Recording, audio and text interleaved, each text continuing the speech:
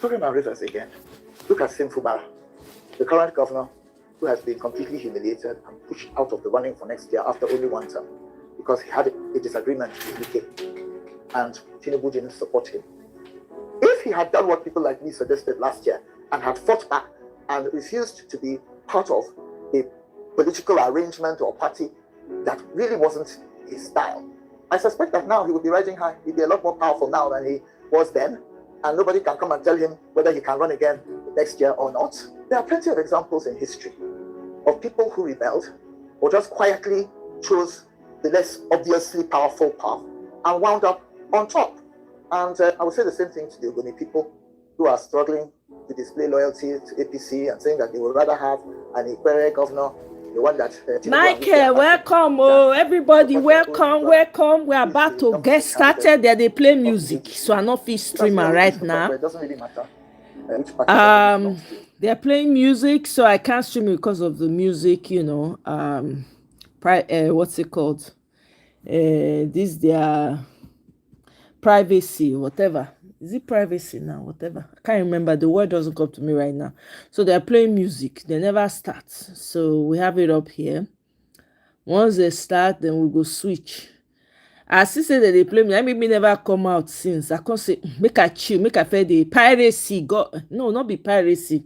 You get something when YouTube, if they play all these artists' music, when they put this thing for their music, you can't play it. If you play them,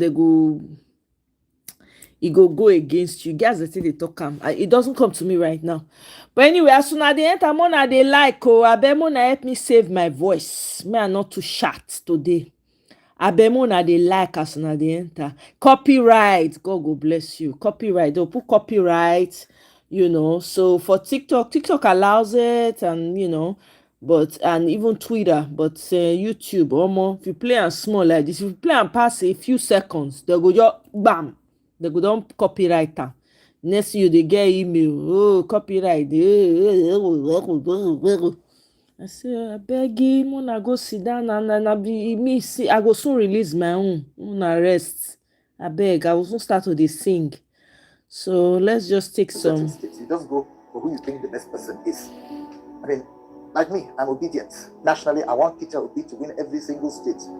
But in Rivers, I want the Ogoni candidates to win because Ogonis have never had governorship, deputy governorship, chief judge, or state house of assembly speaker. And I expect the Ogoni leaders who like Tinubu or are pretending to like Tinubu. I don't know which one is telling the truth and which one is not telling the truth. But let's just say that officially they are with Tinubu in their spirit and in their heart and in their soul. But I think they should break away from Tinubu on the gubernatorial election level. Exactly. And vote for the Ogoni candidate. They should be able to summon up the guts, the balls, the testosterone to say to Wike and Tinubu, sorry sirs, but on this one, we're not going to compromise. We help you on every other level. Exactly. They get the balls, money, their brother, or at least gain some respect from Wike and Tinubu, who, in my opinion, have shown them nothing, none. Well said. So here she says Nigerian politicians should stop joining parties they secretly dislike. I have been told that 90% of APC members are miserable, and I urge those who are tired of T-Pain to leave the party. Let's see if they've started. Okay, they have not started. We are still waiting for our guests. Okay, now these ones, their teachers told them kidnappers have entered their school and asked them all to go home. This is in Owan East and West, Edo State. Wetin your governor dey do, Michael? Wetin your governor dey do? Yeah. Oh. Our class. Now you can say, auntie, they are calling you. Now you can say, okay. And my auntie got, I don't already pay my brother. He finish. Remember my house. Go. I someone go pay him. Now our auntie call me. Now you can say. Yes, that the year you now can say Jesus. You next thing now call our class. Now you can say kidnappers don't enter our school. Kidnappers enter our school. Now look now they run. First now they sweat. Except now they go out. Yes, well, it can't enter our class like. The kidnappers come on our school. Yes, he not enter our class, He not enter our class, but now they say they road. Hey? We want to many people's food. And we want to go carry a brother, take up and got food here. They don't surround here. Oh my God.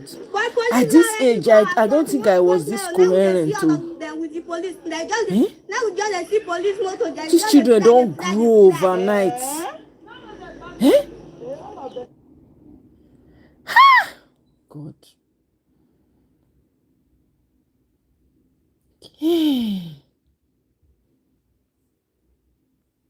Okay, let's see. Am I audible on X, please? Okay, he's doing mic check. Let's be doing our own while they're doing mic check. Wanna listen to this? Massacre happened. He went there. Sanity of him addressing somebody like very dark man who is just a cherry picker. He's from Edo State. When some people from northern elements were killed by the vigilante, did he pick anything? But when a trailer or injured somebody, he was able to pick up Dangote trailer because he knew he's going to benefit from it. You think he's looking for attention? I believe he's looking for attention. He came to Oyo State yesterday. He came with Project. He came with Axis. He came with Jigga to be fighting on the top. Why can't he demand security from the police who are going to escort him? He was also in Yawata when the Benue massacre happened. He went there. You see, when you are talking about, he is from Edo State. And a lot of criminalities in Edo, and he ever go to Edo and demanding for justice. Instead of him addressing very that, you allow his deputy to do that. I just think United is looking for attention, and his presidential ambition that he has never got. But in every state, it is normal for the governor to liaise with commissioner of police, not only commissioner of police, including army chiefs who are in the state. So they can be able to discuss about security and attention in our state all the time. Okay, I think the governor said if he's not a governor, he would have joined the protest. Maybe that's why he was able to receive the DM and his supporters. He can go to the York Park as well. We have seen it in a place like in Niger, whereby the president. Let me see if they started, okay? Share the space, like the space, repost the space, let the whole world know that number one space on X is back and we're up and running. And as usual on this platform, we take no prisoners. This is the platform where we speak truth to power. Here is totally different from the Indian Saddam show. Here is highly regulated. Here is highly, how do I put it? Here is a highly, what do I call it? It's one way track here. We don't tolerate nonsense on this. On Thursdays, here, no. Here you must hear the truth, you must receive the truth, and you must share the truth, and the truth will set you free. So please, guys, while I wait to get to hear from Prof and everything, and while I'm probably giving my submission, I just want you guys to please, let's start the show on a very bright note. Everybody listening to the sound of my voice right now, whatever platform you're listening to right now, please, my ex people, you know how we do it on the platform. Please repost the space, share the space. Let's get more people into the conversation. That's how we build the platform. Everybody listening to me right now, please, let's take the next few seconds to do that. While we get into the conversation, hopefully, let me see, Prof is already building yet. He's not yet here. Prof is not a celebrity. It's not easy. Let me just share a story today. My godson in university, from my godson from primary school, secondary school, called me this evening. I was so tired and I picked his call and I was like, your video has gone everywhere. That you know that it's my father, that is his father, my godfather. Called him, I was telling him, you didn't know I saw my godson. And I want to paint a picture because this my godfather is actually a veterinary doctor that lives in the forest.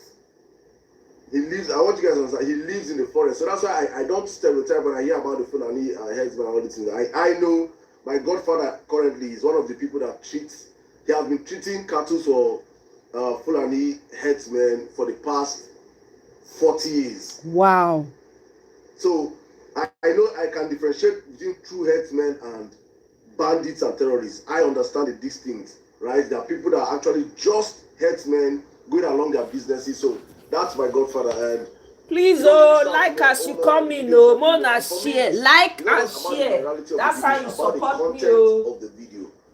What was said in the video, at this point in time, how important the messaging that was shared in that video had to be passed. Because I look at young Nigerians of our time now, and I see the kind of conversations we have. I see what gets us turned up. I see what we love to share, what we love to talk about, and there are issues that do not directly affect us. And you see how much bigotry is being spread in our days and our times by young Nigerians, and I'm like, you people did not even see this nation work for you. I see how much young Nigerians that have not benefited anything from the country are defending those that are currently destroying the country. I see how much young Nigerians that are victims of oppression, victims of bad governance, are the ones defending this bad governance. And I saw this and I'm like, it was so timely that this man had to come at this point in time. And I shared this story yesterday, and I'm sharing it one more time today because on the Vawulence page we did not share this story. Probably you guys did not, you were not on the platform yesterday. And I said, you guys know me on the Vawulence page how much I'm more about protocol. It's my first come, first serve. If you come up here and I see your request, I'll bring you up. And I bring up based on, on Vawulence page, we don't always do face. And so I don't even know how old you are. Many people are faceless here. Says as you come, I bring you up. And it's as I bring you up, it's how you speak. Right?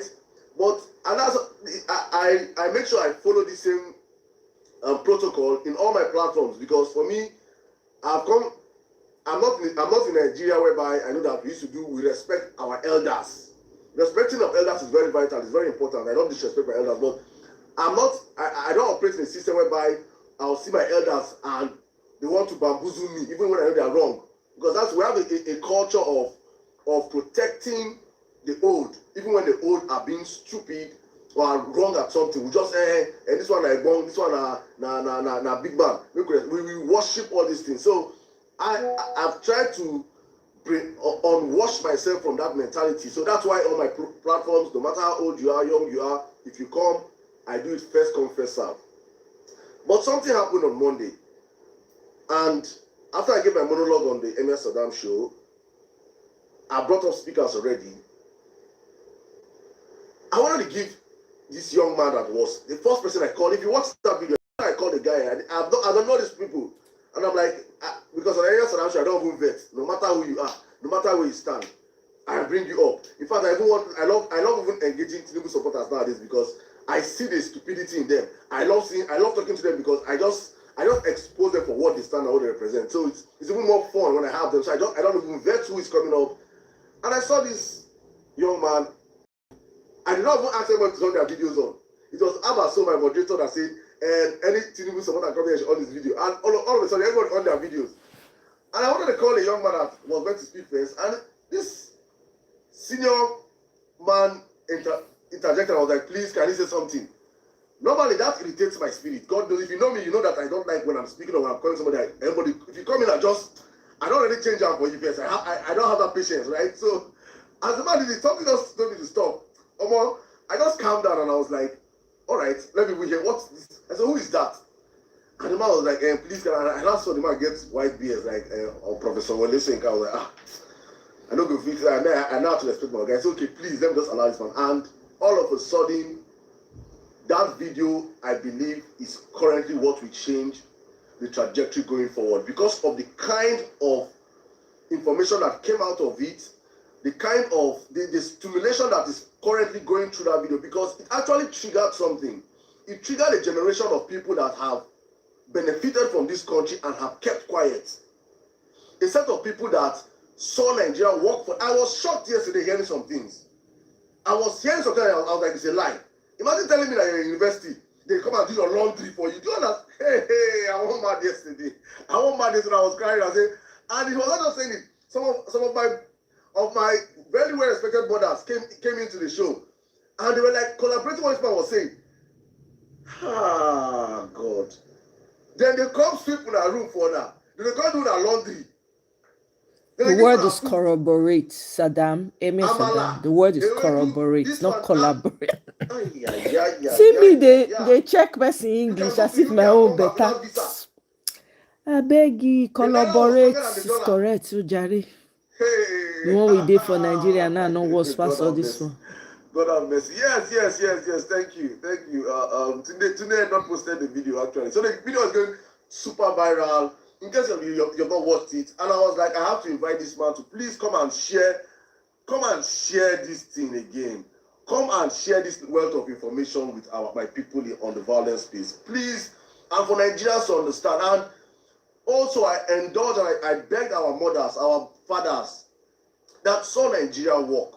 You witnessed the work in Nigeria. The problem is that many of them Japan, when things started getting bad, they ran away for safety. Rightfully so, you cannot blame them. And that was the genesis of this Japan. My uncle came here on scholarship and refused to come back. After I come out, he was a basketball player from Nigeria. He not come back. I should be one person that should be coming out here and be selling Japan, because that is part of how I feed. I help students leave the country, right? But you'll never see me come out and advertise my business or sell it, also because I know that even if I know that it is directly I'm meant to be gaining from this, I have an audience. If I sell my business, yes, it will go viral. But at the same time, I'm looking at it from the moral aspect. I'm like, how many of Nigerians can run? When I'm hearing that from 2023 till date, over 4 million Nigerians have jabbed, and it's not 4 million bad Nigerians, mind you. It's not 4 million it's not 4 million struggling Nigerians. It is 4 million Nigerians that can afford to live, because we that do this travel stuff, I know how much it costs to leave the country right now. You'll be spending into the 20s, 30s, 40s of millions. Come on, man, don't get that kind of money. The very best of our people are leaving the country in droves. And so I saw a generation that ran away from the problems. And subsequent generations have been running. Me said, we follow run. Because if you have told me in 2010, Saddam, you will leave Nigeria, I go, even in 2014, Saddam will come on Nigeria, I go laugh, it's not possible. I know where they go. I love Nigeria to the core. I've traversed Nigeria by the grace of God.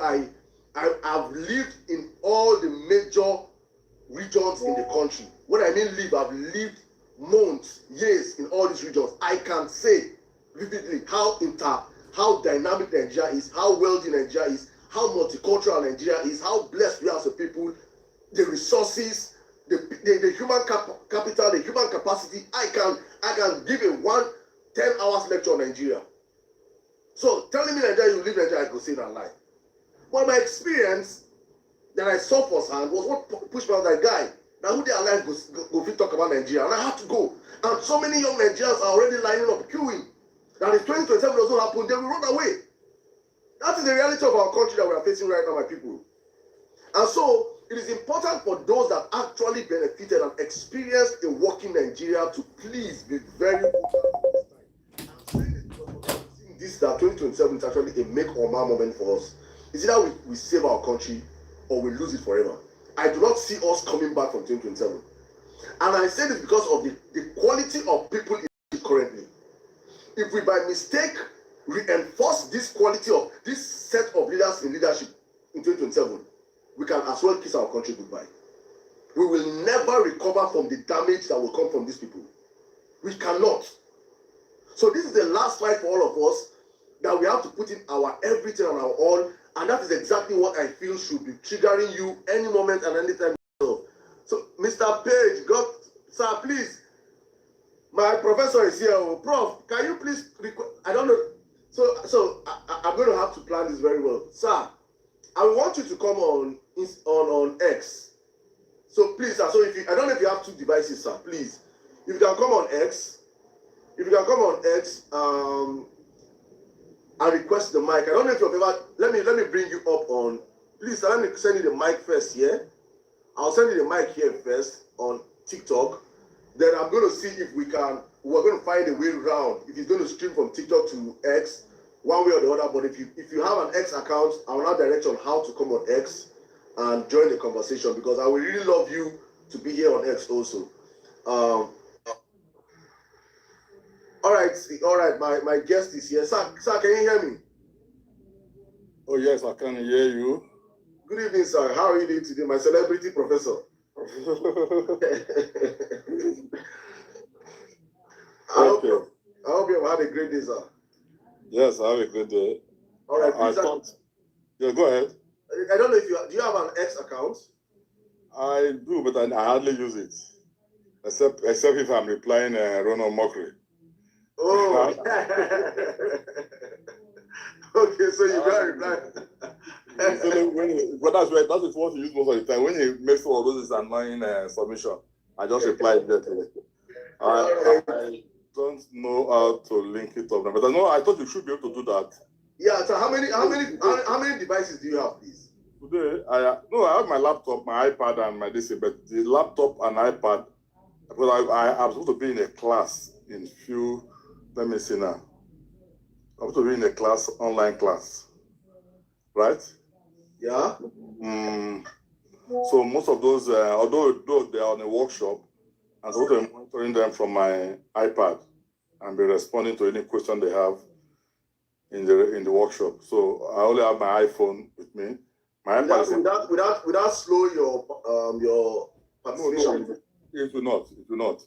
Like yesterday, did you notice I was in the class yesterday? Did you notice it? No, I did not. I was getting a side distraction, but it was not evident. No. But I gave sufficient assignments and analysis which they were all doing, and by the time I finished, and I went back to the class and we had another. So this morning I was able to round it up with them. So I don't know. I think you can maybe if you can do it, that would be good. If you can link me up to X from here, or no, let me ask people from X. Guys on X, please. My people on X, just a minute, sir. Is he audible enough? Can you hear him enough? Please just give me emojis if you can hear him. If you can hear him, or if let me see. I just want to see. Can you hear him? Is he audible enough? Let me see the emojis. I can see Sir, can you use one of your devices to enter your X account? Oh, that would no. I will be disrupting a class. Okay, so you can only use this one. They're on workshop, and the rule is that they're on workshop and supposed to be overseeing what they are doing. So they will just be more like a statistical lab. If they have any question, they will send it on the screen, and so they're monitoring them. But they should be able to hear me very well on X now. Huh? Huh? They should be able to hear me very well on X. Yeah, I think they can. They should be able to hear it very well. Can't you guys, X guys, I beg, please, English confirm. Can you hear my prof? I beg. Okay, today, I'm to talk on only one point, which is on the electoral process, right? Yeah, they can hear you, sir. They can hear you. They can hear you. I'm getting enough talking about. I'm going to be speaking on the electoral process. So just so what will happen is just so why I will wrap up my submission real quick. You can be heard on X. So the conversation on X here I can just turn your video on here because I want maximum. I need maximum. Sorry, clarity because I want this. Let me see. I'm coming. I don't even know how they did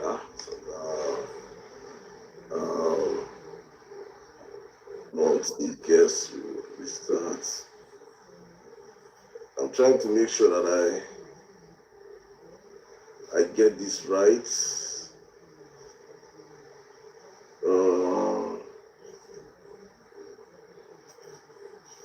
Shrink. Okay, so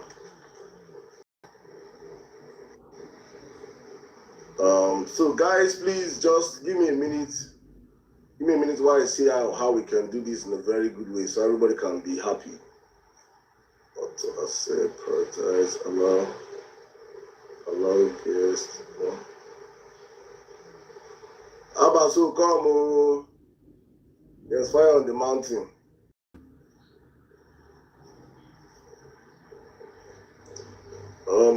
I'm trying to make sure I get this right. Please, guys, just bear with me. Allow guest.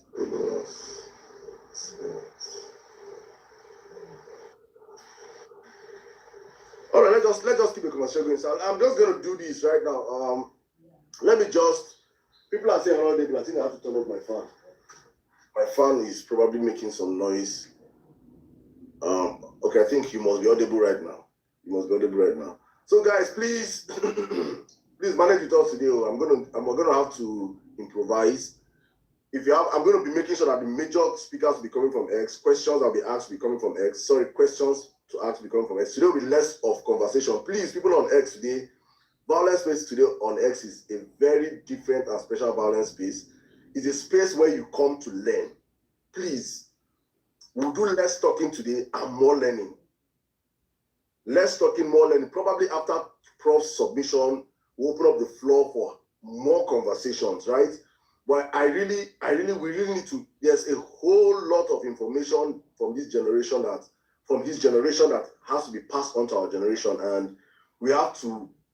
I want to pick everything from his brains as much as possible. I've been picking for the past 3 days. My head I've not been normal, right? So please, one more time, Prof, sir. I know that we agreed that today's conversation will be centered on INEC. We'll be majorly centered on INEC, but I have a very huge audience on X. People that probably did not get to hear some of the things we talked about yesterday. So I will still be circling down some questions. I don't know how long you want to give us today. I hope you can give Nigerians enough time, like you did yesterday. And if it's possible, if you can turn your video on for us, also, it will make sense for us, sir. I want to really milk this content, honestly speaking, because the information here is too much. So I just want to circle back before I bring you on what I was saying earlier on, based on the levels of how Nigeria has gotten to till today and how the Japa syndrome has reached. And for me personally, an inspiration of why I still have to, because after the election of 2023, I had a moment where I was like, I'm going to stop these spaces. I was getting tired mentally. I was tired and everything. But I hosted the former Minister of Education on one of our spaces. That's Madam Omoye Ezekwesili. And on that space, she said something that whenever I want to give up, it always draws me back to the center. I'm like, Saddam, you have to go on. You have to go on. You have to go on. Madam Ezekwesili said that in 1993, she was 30 years. She turned 30 in 1993. And that she and some few students were at the front of the advocacy for return to democracy, and that they fought and they were loud screaming for MK Abiola's mandate that was stolen. And that when that phase happened, many of her mates left the country and traveled, and that the Japan. And she said this was in 2000. This was 2000. We had that space. I think 2024. She said, I'm turning 61 years old today. And 30 years later, Nigeria is worse off than it was when we were meant to fight. We did not fight. We ran away. Many of my people ran away. And many of my people are now doing well in diaspora. Many of them are giving birth to their children in diaspora.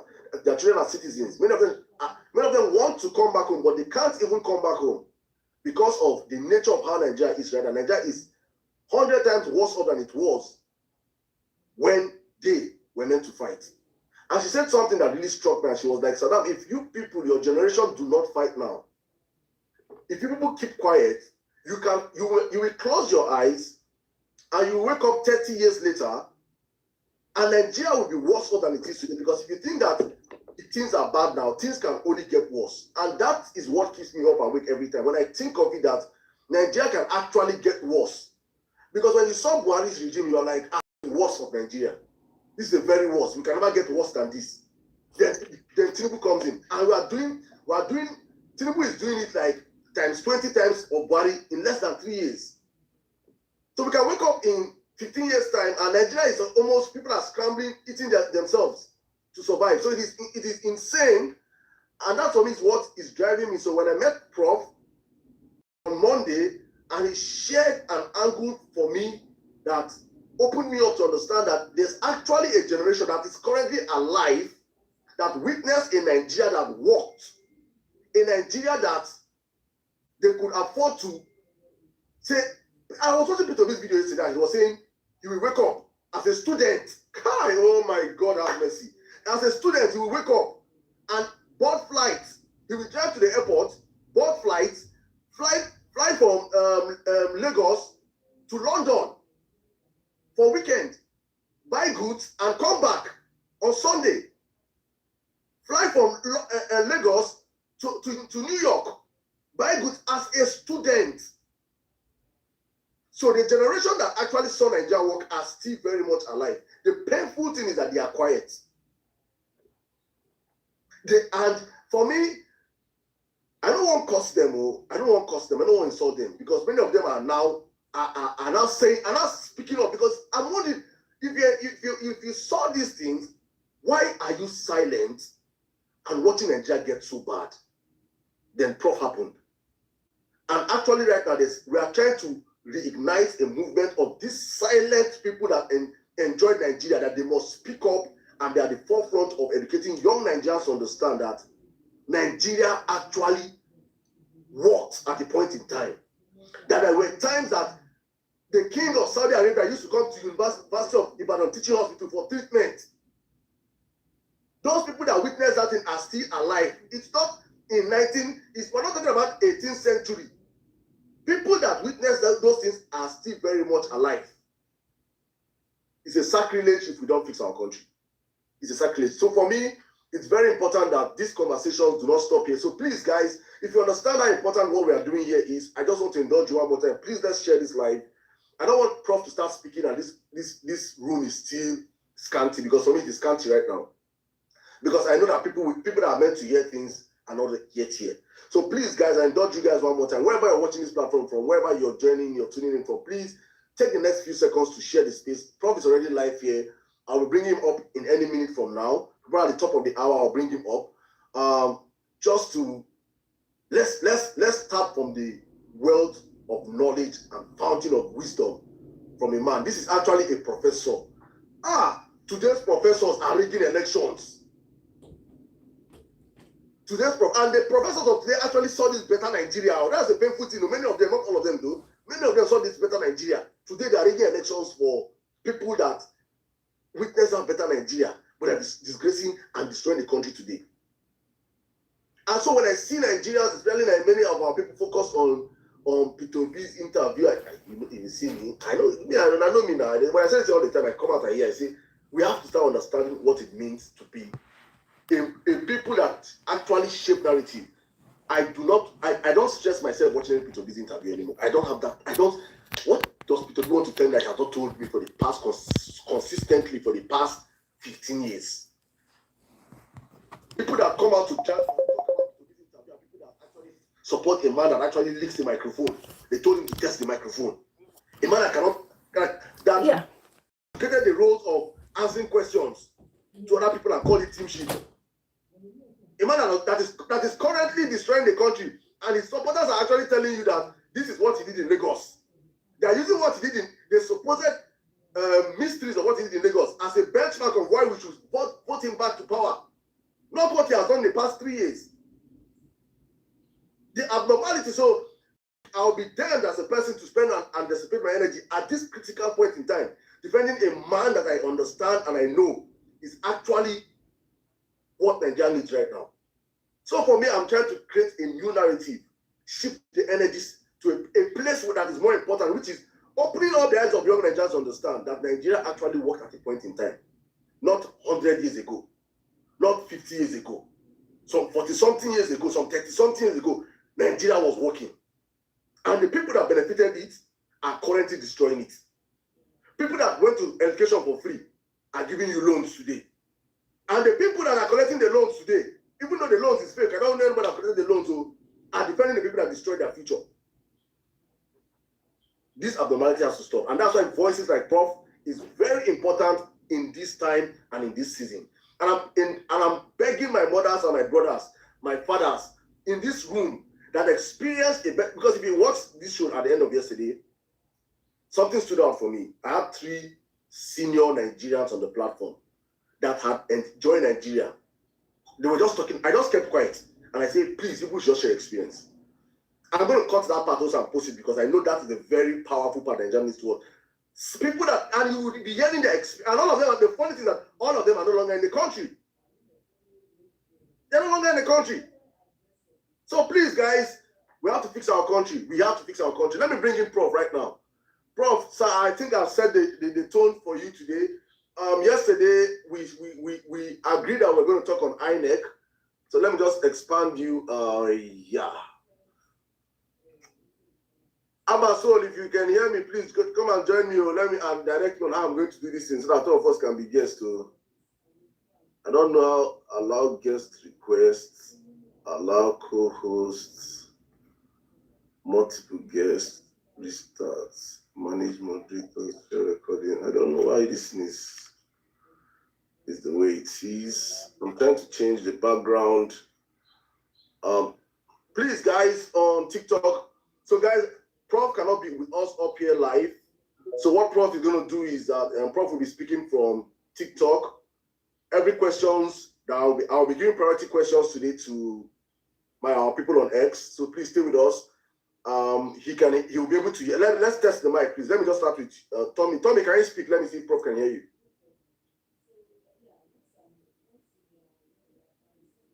Hi, Salam. Can you hear me? Can you hear me? Yes, I can hear you. Okay, sir. Okay. All right. So that means we have a smooth transition. My people on Facebook, you guys can hear, right? Thank you. Thank you. All right. Thank you. All right. Prof is up here now, guys. We stopped yesterday on INEC. So this is a master's class. I cannot direct you on what you say or on how you want. I know you must have prepared what you want to present to us today on INEC. First of all, I want to welcome you, sir. Thank you. I don't know the experience. Okay, should I share your DM you sent to me today? Should I? DM. Oh, can I remember? Okay, I can't remember, but go ahead, no problem. Okay. The message from the government people. Oh, okay. Okay. Because they'll be there now. They'll be here today again. Okay. That will be a private message to me. Okay. So I just want you guys to understand. Let me coin it in a better way because I've already laid the cat out of the bag. Yeah. I want you guys to understand that what we do on this platform is very powerful. What we do here is very powerful, and where Prof Voice has gotten to Aso Rock. I just want you guys to know that I'm putting this. I will not go into details, but I want you guys to understand what we're doing here, and the people that are currently here listening includes the people that are currently ruling the country. So it is good that we all sit down and learn. I want to learn so that I can always have talking points going forward. So please, guys, every Nigerian should be here. Every Nigerian should be listening to this. If I had a superpower, is how I can tune in 2 million or 10 million Nigerians to be listening to this right now. But you can help us. If you're in a space or in a room where you have people that are Nigerians, you can fix this up on the speaker. They can join the conversation. You can repost the live. You can share the live. Facebookers, share it. My people on TikTok, X, everybody, please share this live. This information should not just be for you. It should be for everybody that's in Nigeria that wants bring in the most fierce support of this government that you know. Let them come in here. Let them come in here tonight. Thank you guys as you do it. Prof, please welcome, sir. You're welcome to the show. In case, please, sir, for my audience on X, if you can reintroduce yourself, just let them know who you are. And the journey so far, your celebrity status now. I want to start on the lighter note. Let's start on the lighter note. No, right? just to let you know that I am just a Nigerian who is passionate about this country, very passionate about this country, a Nigerian who was fortunate to born in a generation that the country blessed and propped up at our young, innocent age. A Nigerian that shows that this country can work. I don't want to say is a nightmare. You see, what you don't know or what you don't have, you don't miss. But what you know or what you have and you've lost it, you miss it. Oh, sorry guys. You can't hear, Prof. You can hear me? But we can hear now. Okay, so I have to put my mic on. That is okay. Yes. Okay. So Go on. what you lost, what you don't have before, you can't miss it. So the younger generation, I can understand why you are probably not too worried. But when you have enjoyed the previous one, and then what is going on now, you will have a nightmare. Like I wish to quite an impression. I'm a prof of statistics and logistics in Academy of Learning Career College, Toronto, not University of Toronto, please. Okay. All right.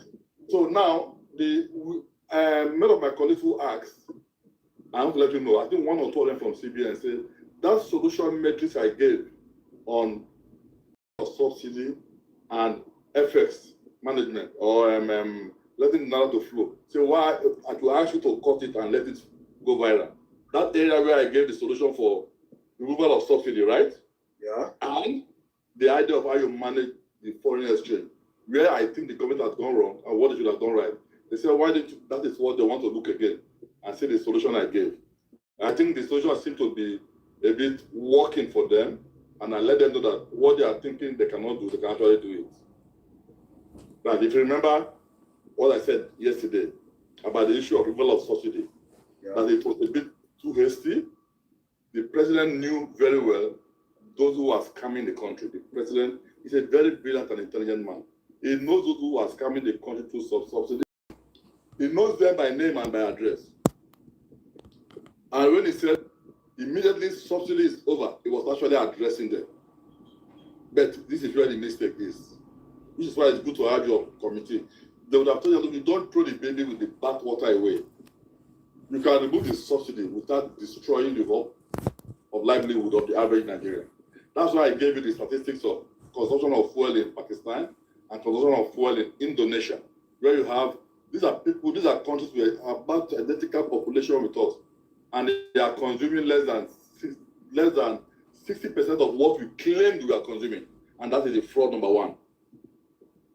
So while we are paying subsidy on 70 million liters every day, what we were actually consuming is 45 million liters. You know what that means? That means we are paying subsidy on 25 million liters that never got to you and me and got to those few selected ones. And that was, and the president knew. He knew them. Those were the people he was hammering and targeting. I knocked them up. But why doing that? It created a situation where the average man like you and me and other people went into a terrible pain. And so the price of fuel just skyrocketed. If you had removed only those sections away, right? If you had done that and even backdate it to 4 or 5 years, the money you would have gotten back would have been enough, and so much that we can sustain fuel subsidy at 45 million consumption, 45 million liters per day. That is the first thing we would have done. And then secondly, now that by grace of God, Dangote has come on stream, you could have gone to Dangote negotiation. Say this, please, you are coming on stream now. So that means fuel should be cheaper. We no longer export crude to Croatia to refine and then bring it back again and sell. We can give you crude here from Port Harcourt, you refine and sell here. Please, the current price is 420. Can you get a better price, not more than 500, 600 naira per liter? You will not be there when you're discussing it. I will not be there. And Dangote will go on his template and see the possibility. And one of the questions would be, okay, President, can you let me buy crude at an agreed Nigerian price? It's our product. It's not OPEC product. It's our product. It's not OPEC. We can sell to him at an agreed Nigerian price, and so that the average man is not put under tremendous price and inflationary burden. These are the things we could have done. And you and I will not know. You don't realize that, okay, you are not part of the subsidy, but petroleum price has gone up from 430 to maybe 520, not 1,600, 1,300. And so inflation would have been tamed and controlled. Now, then the issue of the FX, I told you something that goes on in the FX. Yes, they will tell you before it came in, which is true, that the arbitrage between CBN price for $1 and what you buy. When I use the word Sheraton, I don't mean Sheraton per se. I mean what you buy in the black market. Because that's where there are many of them. So what happens there? I give you a classical example. I call my friend. I'm a top guy in CBN. I call my friend like Sada, I said, okay, come, go and get 300 million naira from Keystone Bank. I'll give you $1 million. Keystone will credit CBN $300 million. 300 million naira. I will give Saddam $1 million. I thought Saddam was mine. Then when you get $1 million, you go across to Sheraton, to black market, and sell it for 480. So in one swing, you have made 180 million naira profit. In one swing, 180 million. If you do that twice a month for a quarter, you know how wealthy you'll be. Now my question now is this: yes, what he has done now, he has bridged the gap between the black market and the CBN rate. But at what cost? At what price? Question: what is that sharp price? What is that sharp price is the same CBN who called his friend Saddam and gave him $1 million at 300. It wasn't done by Angel. It wasn't done by Lucy, Satan the devil. So who does CBN report to? Who controls CBN? The presidency.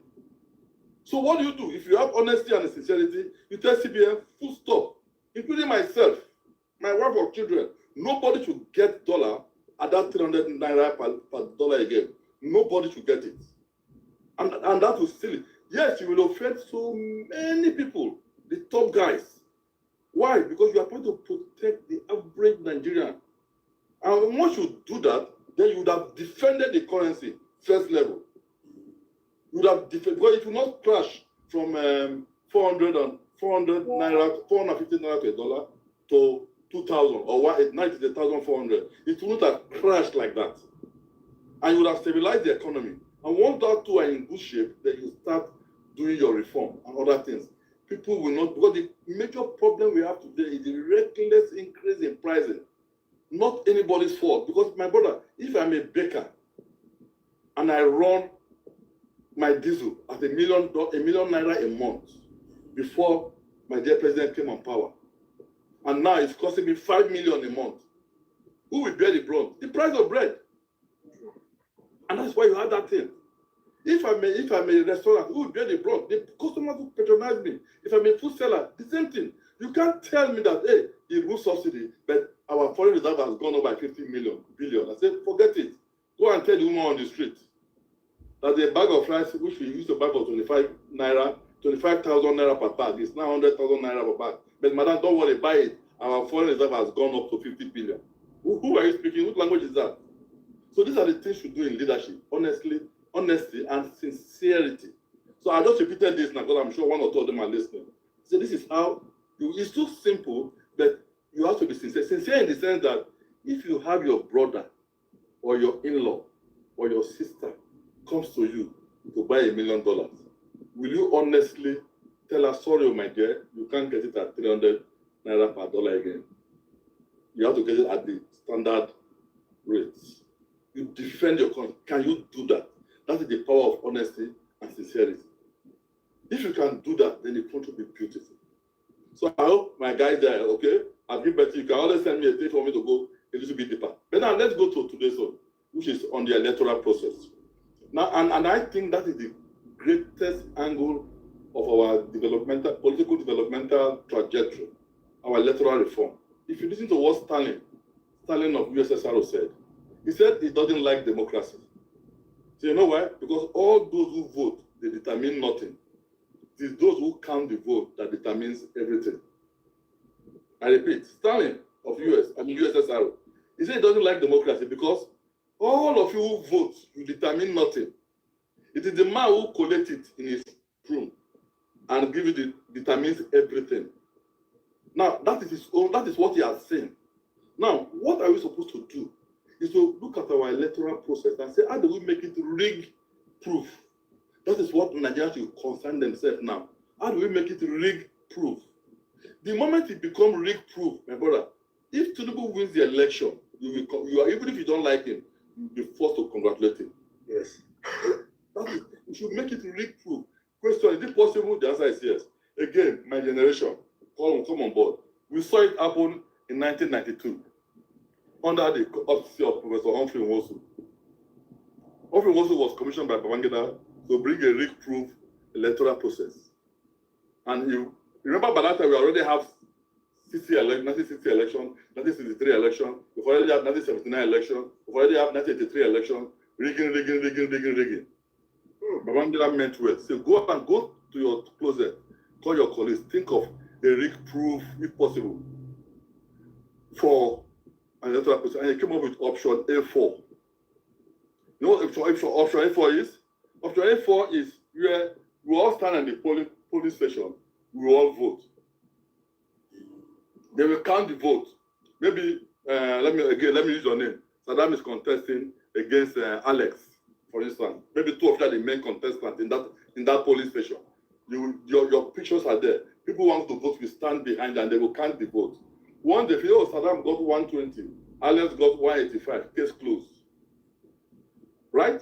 Case closed. The information is taken and sent straight to INEC.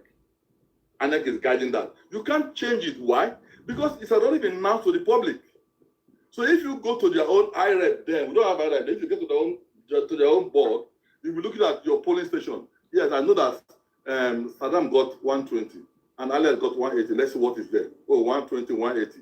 And that was what Humphrey wants to do throughout the nation. And then we were waiting patiently on the television to see the announcement. And the result was coming up. It was a battle between MKO Abiola and Alhaji Tofa. Thank you very much. From Kano. And the result was pouring in. And including myself, to my shock, MKO Abiola defeated Tofa in his village in Kano. You couldn't rig it. It defeated Tofa in his village in Kano. Cut a long story short, MKO Abiola was cruising home peacefully and victory was certain. And then suddenly, my generation, before me, they cut that journey short. And now my question is this, which goes back to leadership failure. You have a system that works. You're going to build on it and make it better. So that your grandchildren can come in and make it best. Why is INEC justicing option A4? Why? There's a template of a system that was risk-proof. Why are you throwing it away? You can even make it better now with technology. Why are you throwing it away? At that time, there was no internet. Why are you throwing it away? Why are you not thinking about it? That was when I became worried. And I became worried about the sincerity of INEC and the elections. You have a template of a fantastic election, which everybody knows all over the world that it was the freest election ever done in this country. Why are we not repeating that? That is what we should be agitating for. INEC go and adopt option A4. Now, technically, it may come into play in 2027 because I heard many of you say, when they go and vote, you defend your vote. That is, when you vote and it is counted, everybody will thank God for iPhone and phone. Everybody will take the picture, right? And hopefully not to. Now, if everybody take the picture, then the thing is supposed to be transmitted now to the collection center. You all have the result. Hopefully, as you have the result, the various parties already have their result. And I see what Professor Patu Tommy said, they will create their own IREF. Yes. So that their own IREF will be published on internet. Oh, we have counted through layer 1. This is the result. They have counted through layer 2. This is the result. But by so doing, the beauty of that is that it will be difficult for INEC to go and tamper and change figures. Because they know it is not a public knowledge. What they will do against that, I don't know. But that is what they should do. Now, that is the electoral fight with Chupato. Now, my only worry again came to the idea where they said, if you have a forged certificate, it is not a crime for you to be disqualified for election. I said, Amba, Otio, I mean, don't lower the standard now. Don't lower the standard. So that, because if you say you have a forged certificate, that's not a crime to disqualify somebody. No, please. INEC, you are listening to me, I beg you. That is not fair. You are lowering the standard, and it's not good for us. Then, the one that worried the most was that if you came to the polling booth, and you came with a voting card, a ballot paper, that does not carry INEC logo, but the electoral officer is convinced that that is okay, he should adopt it. Why? And I said, why are you guys saying, who is doing that? That is what you have in our electoral system today. So if I go now and I print electoral ballot, I print ballot papers, a lot of it, and I bring it to the police station, and Saddam is the electoral officer, and I showed it to him, say, this is what we have voted, I'm voting with this, my friend is voting with this. And they said, once Saddam said, okay, this is not bad, that the law says it should be accepted. No. Excellence do not come by compromising every standard. No. Those two things are the area where I became worried. In fact, I almost lost interest. Say I won't fly down for this election. I flew down in 2023. Say that's what they want to do. I won't be there and say electoral officer come and tell me that even though we saw only 200 people in this polling booth, at the end 770 people voted because somebody came with an electoral ballot paper and the electoral officer says it's okay. And the law says if the electoral officer says it's okay, therefore it's okay. Do you listen to Mike Guinea? He almost was literally in tears. This is an experienced INEC officer. He's retired now from INEC. But he saw it and he screamed. That was last month. And nobody responded to it. And that is where we are. That is where we are. Please. And that is what I am particularly worried, right? That we certainly must make our extra step. You see, no electoral, you could have had the general language that no electoral process is foolproof, not even the US, not even this. That's why they use the word free and fair. They didn't say free and excellent. What they mean by fair is that it substantially represents the opinion of the voters. So nobody can come in and turn the table upside down. Like where Saddam got 180 votes, right? And then we change it to 6,900. Then where Saddam got, where the other man got 120 votes, we change it to 12. And you see the alteration openly is there. Till today, our INEC of Omoye, we have not been able to release the result on the IRF till today. Because of what? The glitch. So these are the areas we should pay attention to now. Because if we are able to control the rigging process electronically, then you don't need to fight with your, I know you have your gloves. You wouldn't need to fight because the thing will be seamless. And everybody will go home and relax and see the real result. And I'm telling you, if it's so good, even if you do not like Asiwaju Bola Ahmed Tinubu and he wins the election, you'll be forced to say, okay, President, congratulations. Nigerians opted for you. Nigerians opted for you. Nigerians opted for you. That is what democracy is all about. I have my observation about democracy as a principle of selection. I fault it because democracy has a faulty foundation. Even though it's the government for the people, by the people. He has a statement that says he assumed that everybody who is voting is equally intelligent, is equally aware, and everybody is voting have an independent mind. But we know this is not true. This is why the money bag are having their ways. This is why people are stealing money through fuel subsidy or any other means. Because if you have money, you can persuade somebody's mind to change his choice. They will tell you, oh, 10,000 is small. That will not be enough. But if you give it to him, he will not tell you no. He will still take it because of the incidence of poverty. So the politicians are smart enough to know that, listen, they all know that 10K, 20K will not feed them for 4 years. But they do not have 1 naira in their pocket. So if I give you 40K immediately, you are likely to give him. So boy, go and do 40K, thank you very much. That is why I said, don't blame the professors who are rigging. I said, it's easy to blame them from a distance. I said, listen, the professor, you're earning 500,000, and every month you are going to debit, and you are in debt. And yes, a senator who is contesting, he called you by the side, or a governor. Not a senator, a governor. Say, come, my son, come, my bro, and I want to help you get things right. If this is done, you are the returning officer, yes, you announce it, this is the figure we are hoping to announce. So adjust the figures as they are coming in to suit this. If you're able to deliver this, you're having 50 million. To start with, once you say okay, so for saying okay, this is 10 million. What do you want to tell that group now? That's nothing you tell him again. He's going to be racking his brain how to adjust those figures as they are coming from the electoral collation center, how to adjust it to achieve the result they agree with the governor. That is it. So we are saying that, can we look at these things and see how do we solve this problem? Is it solvable? The answer is yes. Can we make it really? The answer is yes. We have a template already, option A4.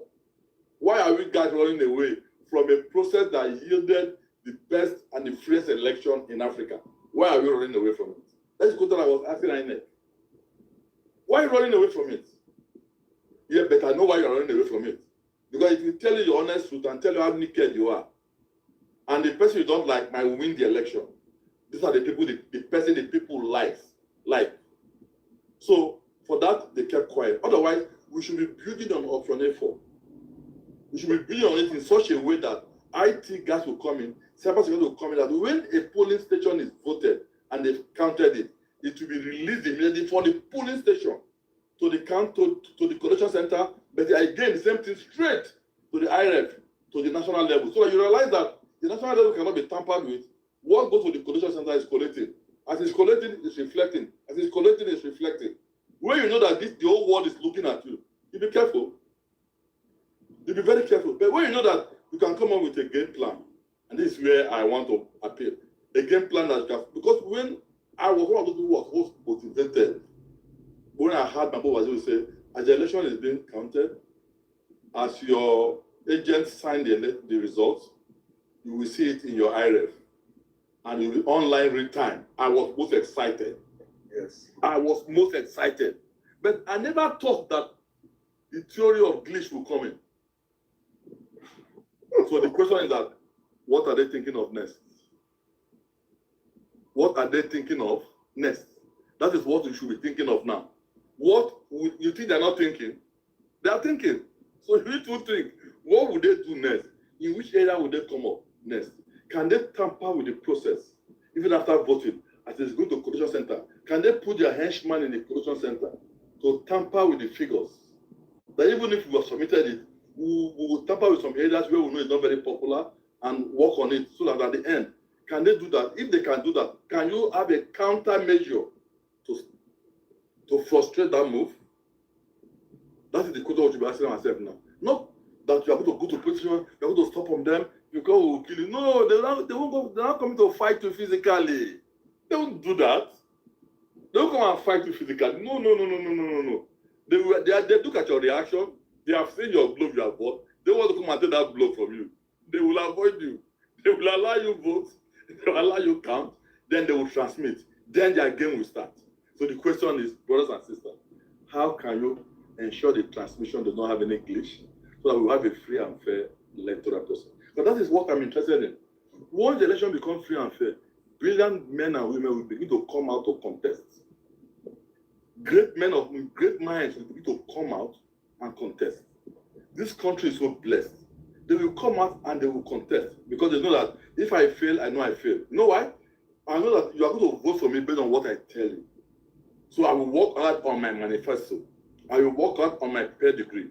I will work hard on how I will communicate with you. I will not run away from public interview or public debates. Because nowadays, some people win election without coming to public debate. You know why? Because you know that your opinion does not count. But nobody does that. Say you are doing entrance exam to university, you are doing JAM. You say, you know that if you don't do JAM, there's no way, no matter how brilliant you are, you can't enter university, isn't it? But you know that with your power, JAM or no JAM, you will enter the university. So on the day of JAM, you will not go and write. But today, we now know that if you don't write that JAM, no matter who your father is, you will not enter the university. So you have to go and write the JAM. That's what I'm driving at. We should have a system where if I do not campaign well and convince my people, or if I'm in power, I don't perform well, then I do not participate in public debates where opinions are shaped. These guys will not vote for me. I have no other means. I will go for the debate. In 2023, how many presidential candidates went for debates? Think back. Only one. I think only one came for the debates. Only not one. I think one of the major ones came for the debates. The other one was yes. But in US, as powerful as Donald Trump was, he went, apart from the general debate, he went for college debates. Because he knows that if you don't impress the people, you can't tamper with the electoral process. So why would you want my vote? I don't want you to come and talk to me about your. It's because you know that you can do without my vote and still get there. I'm saying, can we stop that process? Can we make it clean and neat? Right? So that everybody who's going to contest subsequently know that, oh boy, listen, this is not Nigeria of those days. This one, if you are not having enough good manifesto, or you don't have performance in your previous elections and previous tenure, you can't come back because the people know that you have failed. And that is why when I was telling the idea of the concept of low-hanging fruit are what politicians will do when they know that they're Oriyami, welcome. They'll be forced to think, what can I do to impress my people? What can I do to let them know that I'm actually there for them? But if I know I can rig, but my brother, I don't care what you think about me. Yes, I'm your rep, but I don't care because I know I can. I know my way. I know my pathway to the house.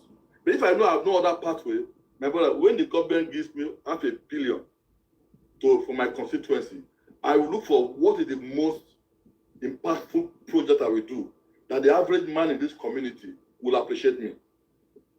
That's because their vote will count, right? But if I know their vote doesn't count, and the government give me $500 million, I will take 300 million and put in my pocket and move it to JP Morgan. Use $100 million, go and buy a flat somewhere in Florida. And the other $100 million, will just be, come on, then I'll buy what they call it, grinding machine. I buy, I'm empowering my people, and then I buy bread or wheelbarrow and give to you. Because I know that you will not decide my fate. That's what I'm saying. But if you know I will decide your fate, my brother, you will sit up. You will sit up. And the benefit of that is that very many brilliant minds will begin to come out and contest. There are beautiful, wonderful Nigerians. Trust me, guys. I'm telling you. Women, you cannot estimate it. I'm telling you. They're not politicians. They are just doing they are guys that will turn this country around. I'm telling you, brilliant minds. To the agri sector. Forget. To name it. But they're not going to come out and contest until you let them know that the electoral process is free. Exactly. Then they will come. They are there. Then you might say, well, they're not patriotic. Forget it. Our patriotism is of different level. I'm telling you. There are people with my same mind and my same concept that will say, boy, I'm not going to talk to anybody. That's not their wahala. Me, I don't escape. Me, I stay quietly in Canada with my wife and children. There are people like that. Yes, not blame them. We all don't have capacity to carry wahala on our head. Yes. But some of us also have that innate ability to say, no, come, man. Your conscience will prick you. They're not asking for money. Share information so that the younger generation, because as you speak, you don't know, you may be speaking to 1 or 2 or 3 future presidents in Nigeria. Bam. You'll be speaking to 1 or 2 future governors in Nigeria. Bam. They themselves may not even know. But they will hear you. They will get some lessons from you. They will get some flowers for you. Yes. By the time they become president or they become whatever they are, you'll be amazed how your knowledge you give them now will help them shape their policy trust. And that is what is pushing me. So take guys, someone was telling that when in the university they dress our bed. No, the guy was not joking. He was saying the truth. Let's add one more. They do dress our bed. Now you can imagine somebody from secondary school where you are in a boarding house, they force you to dress your bed. If you don't dress your bed, your schoolhouse will deal with you. Now you enter the university. You will say, oh, welcome. You will dress up. Your clothes will be on your bed. Your mattress, everything, your books are there. You run to go and give lecture. Before you come back, they have swept your room, change your bed sheet, put your pillowcase. Yes, sweep everywhere. If possible, spray these things to make it nice. And then you come back in 6 hours time, around 2 or 3 p.m. from lectures, and see the bed. Wouldn't you lie on the bed and sleep off? In Canada? No, in Nigeria. You are. In Nigeria, my generation. My generation, not in Canada, not in Canada, please. I'm talking of the University of Ibadan and Yahoo University of Ife. And anybody who is of that generation, if you attended university between 1970 and 1985, you can confirm or debunk what I was telling you. Many of us were surprised. So, wow, what about the issue of employment? At least I saw that. Where I attended Unilever interview in my final year. Unilever, they came to the campus to interview potential employees. KPMG came, Deloitte, Adeton and Co came, Pricewaterhouse came, and few other companies came to the interview to interview final year students. Catch them young at that level. But do they do that again now? No. They will interview you there. They will give you full respect. And if you pass their interview, they will take claims. By the time you are finishing your NYS, you are finishing your degree, you want to go for NYS, you have got the employment letter. So you now make a choice. Oh, this is where they posted you, but I've got a job in Unilever. Okay, anyways, okay. Unilever has given you a job, okay. They post to Unilever immediately. You already have a job, and you move on. I'm giving you real names, people who came to interview also. And I was told that during my time, we were enjoying 20% of what before me, 5, 7 years, 10 years before me enjoyed. That is the game. But I'm saying that Nigerians, we should build on the good things we inherited and not destroy what we inherited. One of them is the electoral process. We inherited Professor Humphrey Nwosu option A4. Let's build on it so that we can elect government. If Bola Ahmed Tinubu policy is good enough and you elect him, everybody will keep quiet and tell him, congratulations, sir. I'm telling you. And listen to what he wants to do. Facts. Not this idea of saying, he didn't win the election. That's a won election. He did the election. They created room for the doubt. So let it be foolproof. And that is and I'm telling you, shouldn't you do that? You should do that. You should, although Professor Amopiton was saying that, yes, it should be free. But he has not given me any reason to believe he will do better than Mahmoud Bazili. Yep. You'll be worse. Especially with these 3 points. Baba Sokpe. Any ballot paper, one the electoral officer says it's okay, accept it. Excuse me? That's not acceptable. If you have a forged credential, that's not enough to disqualify you. Excuse me? If we don't set standard, we can attain excellence. Lie. But if you don't set standard, it's just normal human life. If you don't set standard, you can attain excellence. If you set mediocrity will be coming out from your factory. If you set high standard, you'll be getting excellence coming out from your factory. And that is my lamentation. So we shouldn't lower the standard, please. We should, so that anybody who wants to come and contest, you first of all judge yourself. Yes. I want to be a senator representing Surulere. Question: do I think I'm qualified? Do I think I am of quality? Do I think can I stand a debate? Are my credentials okay? Do I have the tenacity and the mind to look at the economic issues in my community and deal with it? Can I tackle my opponent on this thing? If your answer is no, you quietly say, I'm not interested in politics, Joe. Leave me alone. That is just it. It's true. Look at public school those days. Let me give you some name that will shock you. Those of you who are in Lagos, I mentioned St. Timber's yesterday. That's a public school. Methodist Boys Grammar School. That's a public school. CMS Grammar School. That's a public school. Baptist Academy. That's a public school. Now listen very well. Professor Simbajo is a product of Baptist Academy, a public school. Badabia Miller, the chief of staff to the president, is a product of Baptist Academy, a public school. Question: ask them now, which school are their children or grandchildren attending? Wow. Ask them now, which school? I'll be most excited that Badabia Miller children are attending Baptist Academy. I'll be the happiest person. I don't know yet, but if it's true that she attends Baptist Academy, I'll be the happiest person. So good. You believe in this. But those schools have been so degraded. Poor salaries for teachers, poor infrastructure. So everybody is going to British school lucky. I've forgotten all those names again. Those schools where they pay 10 million a term. 50 million, my God. And I hate you guys. 50 million a term for somebody in secondary school. 20 million a term for somebody in secondary school. That's what people are paying. And only a few people can afford that. But the generalized of the schools, you can't know the difference. At the time Baptist Academy was running, St. Timber's College was on.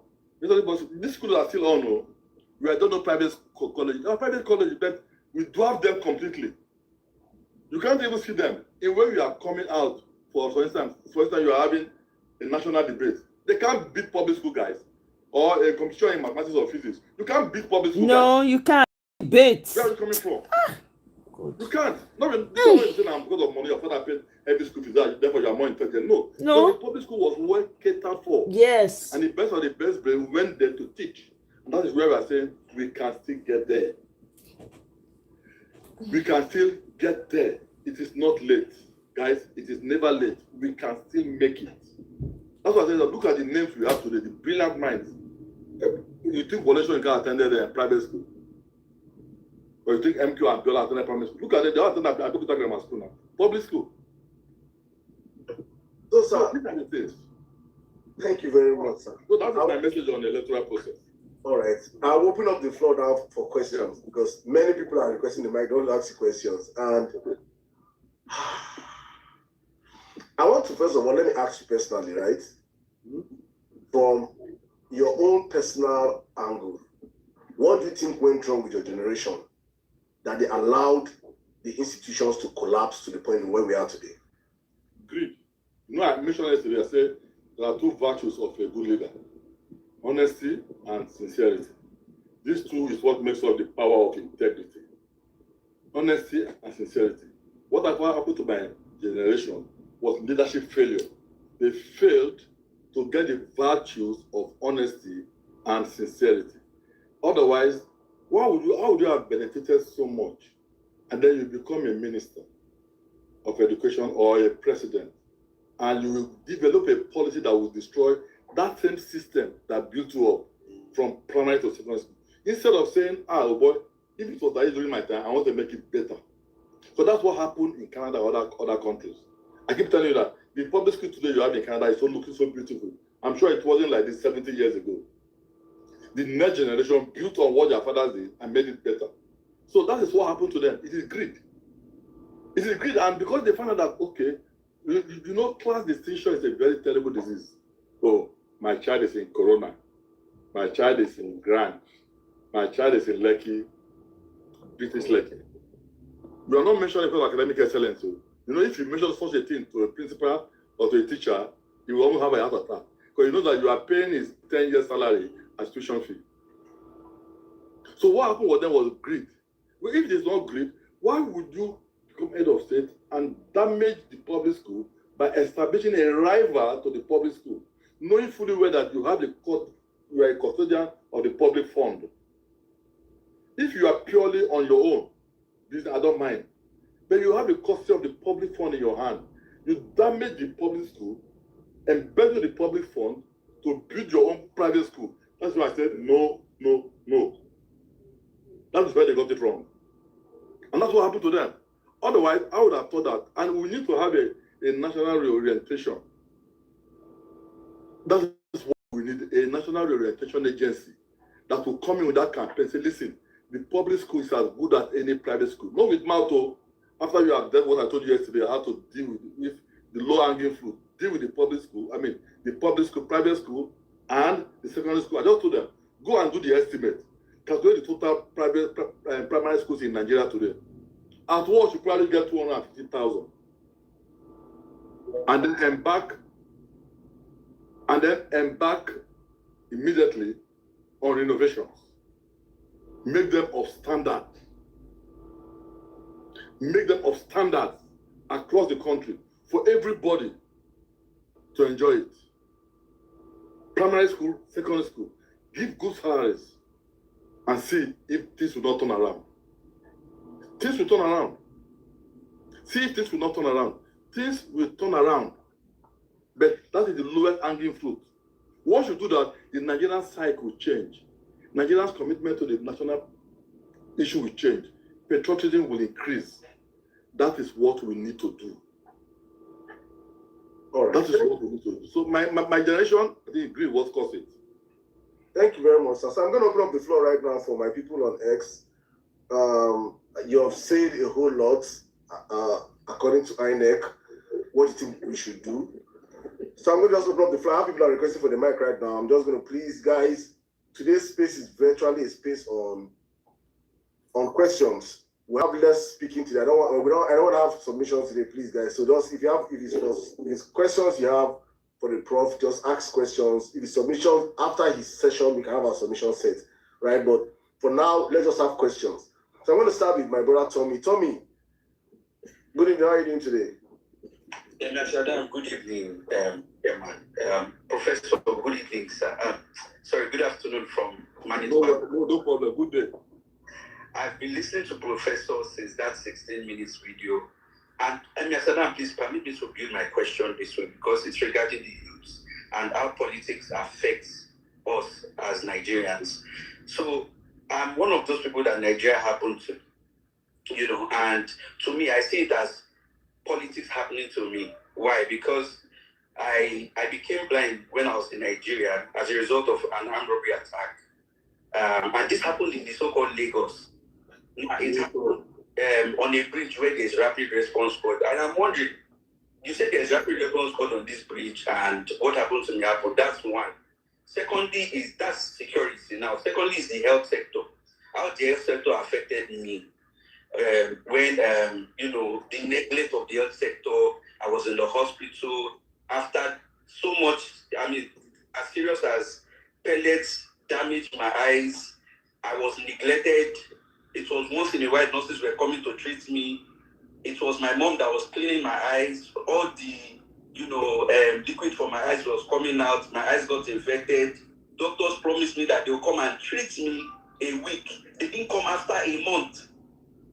So, Professor, I'm coming this way because we are seeing something yesterday that governance affects your life, and the average youth are being distracted. We can say, "Oh, Nigeria happened to me," and people don't connect the dots. Nigeria is happening to everybody in one way or the other. So, Professor, I want you to please, sir. I want you to talk to the youth. I want you to really break it down on how governance can affect the average person. Just like, let me borrow from what the president said. Now, statistics in the top, they come up with this statistics. Oh, he's doing this. How has it affected the average person? So, Professor, please, if you can break it down for you, that we potentially listen to this, how government can affect their lives. Thank you so much, sir. You don't my brother, let me apologize for that. Oh God, I'm really sorry. I'm really sorry. It's so painful. Especially when the blindness is preventable. I'm really sorry. You see, this is the multiplier effect of bad governance. Bad governance is like a cancer. It keeps spreading.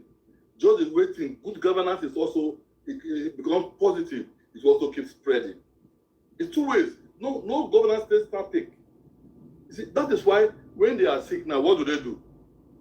They fly abroad. Abi? Why is my senator in Canada falling sick?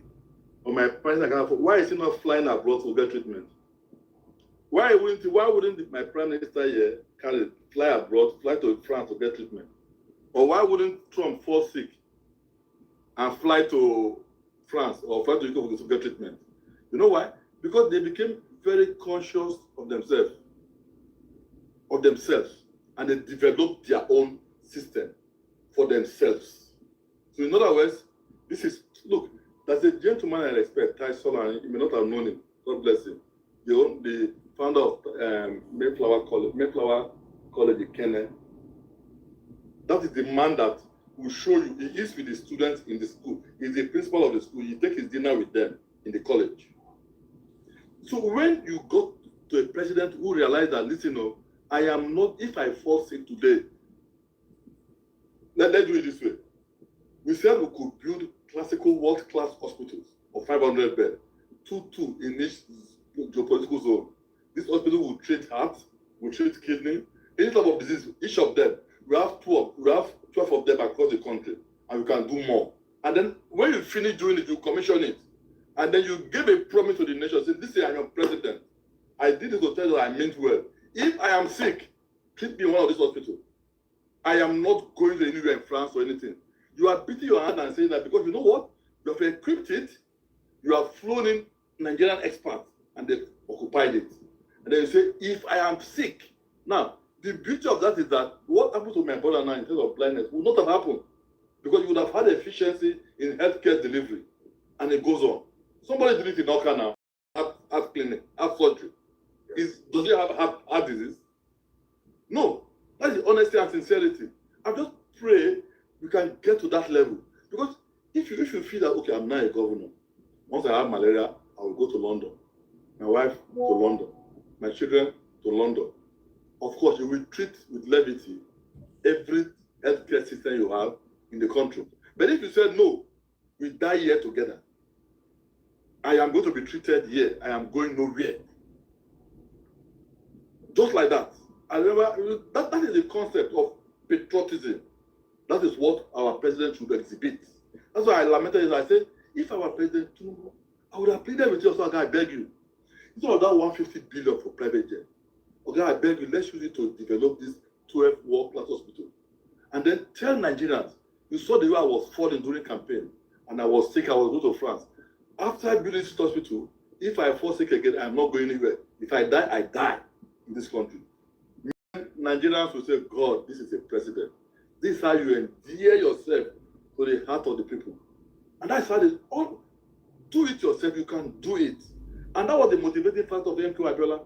When he found out that the 6th surgeon of his operation in UK was a Nigerian. And I said, oh my God, if I become president, I'm going to, but unfortunately, he never became. So that is exactly what we should be doing, right? That excellence will dovetail and affect from the general hospital to teaching hospital to the primary healthcare center to every person. All right, thank you very much. I'm very sorry again, but I'm very, very sorry. It's so painful. Thank you. Go ahead.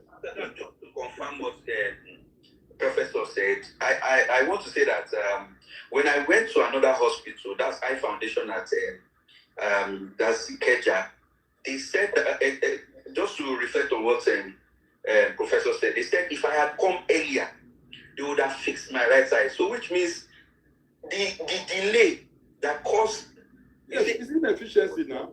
The delay that caused the infection. Yes, it's true. You are right. Okay, let me blow your mind. 1995 or 96, I was a manager in Zenith Bank. I had appendix. You know appendix? Yeah. Yes. I spent 8 weeks in the hospital in Ikeja. 8 weeks. My brother, I have seen people treat appendix in Canada here. They go in the morning, and later in that morning, they are back home. The only time they don't drive, they will open it and they will bring it out and stitch it back. This 3-4 hours, they are back to your house. There are people, and I spent 8 weeks. Is that what Nigeria happened to me? So, but we can solve this problem. But it's not to start from it. That's why I said that leadership is key. The problem is not you and me, the problem is the leaders. Next question, please. Thank you very much, sir. Thank you. Before I bring up the next question, please, guys, I know you guys are probably enjoying this masterclass as I am right now. Please, I want to indulge you guys to please, on TikTok, we have a mandate of nothing less than 100,000 likes every time we come out here. Yesterday, we did over 300,000 likes. Please, we have to break our records. I forgot to emphasize on it before jumping up. Please, I want you guys to please power tap the live. That's how we get up into the conversation. While you're power tapping, you can also share the live. Wherever you're listening to us from, wherever platform, I see you guys on Facebook. Thank you so much. Facebookers, if you have a question, you can put it in the comment section. I will read your questions out for Prof. YouTube also, you can put your questions in the comment section. I will put it out for Prof. We cannot collect calls from YouTube and Facebook today, but you can only get questions directly from X and TikTok. So please, all these platforms that you're currently listening to us from, please, guys, I want you guys to please help us amplify this voice. If you're enjoying the conversation and you're still here up until now, it means you are benefiting from something. And it is important to understand that this conversation should not rest with you alone. So what you can do to help further up the conversation is to please share the live. If you're on X, my people on X, everybody should please be retweeting the live. Let's go up into the conversation. If you're on Facebook, please share the live to your stories, to your groups, to wherever. Just get up into the conversation. It's question and answer. If you have any deep questions, you have heard Prof speak for the past 3 days. You don't agree with some things you have said. You have some things that you think he's not right. You have a better, just come welcome, and ask Emmanuel. So please, guys, as you guys come in, please double tap your screen device to like. But if you have already liked, don't like again. Otherwise, it will take away the like. I'll just circle back to people on TikTok, because on TikTok I have hundreds of requests. It is insane. People really want to talk to you, sir. So I'm going to just probably circle back to people on TikTok. But please, guys, let's share the live. Let's repost the live. Let's go put it. Somebody sent me a question on Tinubu education something. I thought I spoke on it yesterday. But I'll go through it briefly. But let the next question come up. Please do not mute your mic when you come up here, please. Without them asking you to mute your mic, please. Go ahead, Victor Akano also. So what this is someone asks. You want to answer the question? No, okay. Do I go? I want to do it after the first question, after the next question. Oh, if you're breathing now, let me take a lady right now. Let me bring my sister. Go through for Nigeria. Can you hear me? Good evening. I can hear you very well, Emir Saddam. Good evening, good evening to you. Good evening, everyone. Prof, good evening, sir. And I believe you're doing well. Yes, Prof, I want to ask this question because I was privileged to listen to your live with Emir Saddam, especially after hearing how you said you people were given a very big tin of milk. And then while you were in school, and then today you told us how your beds are being prepared. And of course, it's a common knowledge that those people preparing your beds and making your rooms look beautiful as for you guys as students to just come in and relax are being paid by the federal government of Nigeria. And you also made us to understand that our hospitals at the time were so equipped to the extent that a Saudi Arabia king was coming to Nigeria for treatment. Today, as we all know, reverse is the case. Despite having the same oil that have built Dubai and made Dubai what it is today, we are borrowed. We borrowed so much. Our debt is in trillions of naira. Yet we are the poverty capital of the world. So my question is, sir, please, what was the source of Nigerians' income at that time that they were able to do all these things for you people? Or was it another nation that was footing these bills, equipped our hospitals to the extent a foreign king was coming conveniently to receive treatment? Yes, my sister, that will really shock you. And it's amazing that as our income, as our revenue is increasing, our service is deteriorating. That time, if you look at the amount of work, let's take off from my I don't want to call him my mentor now. I want to call it my career deity, which is Chief Obafemi Awolowo. What did he use?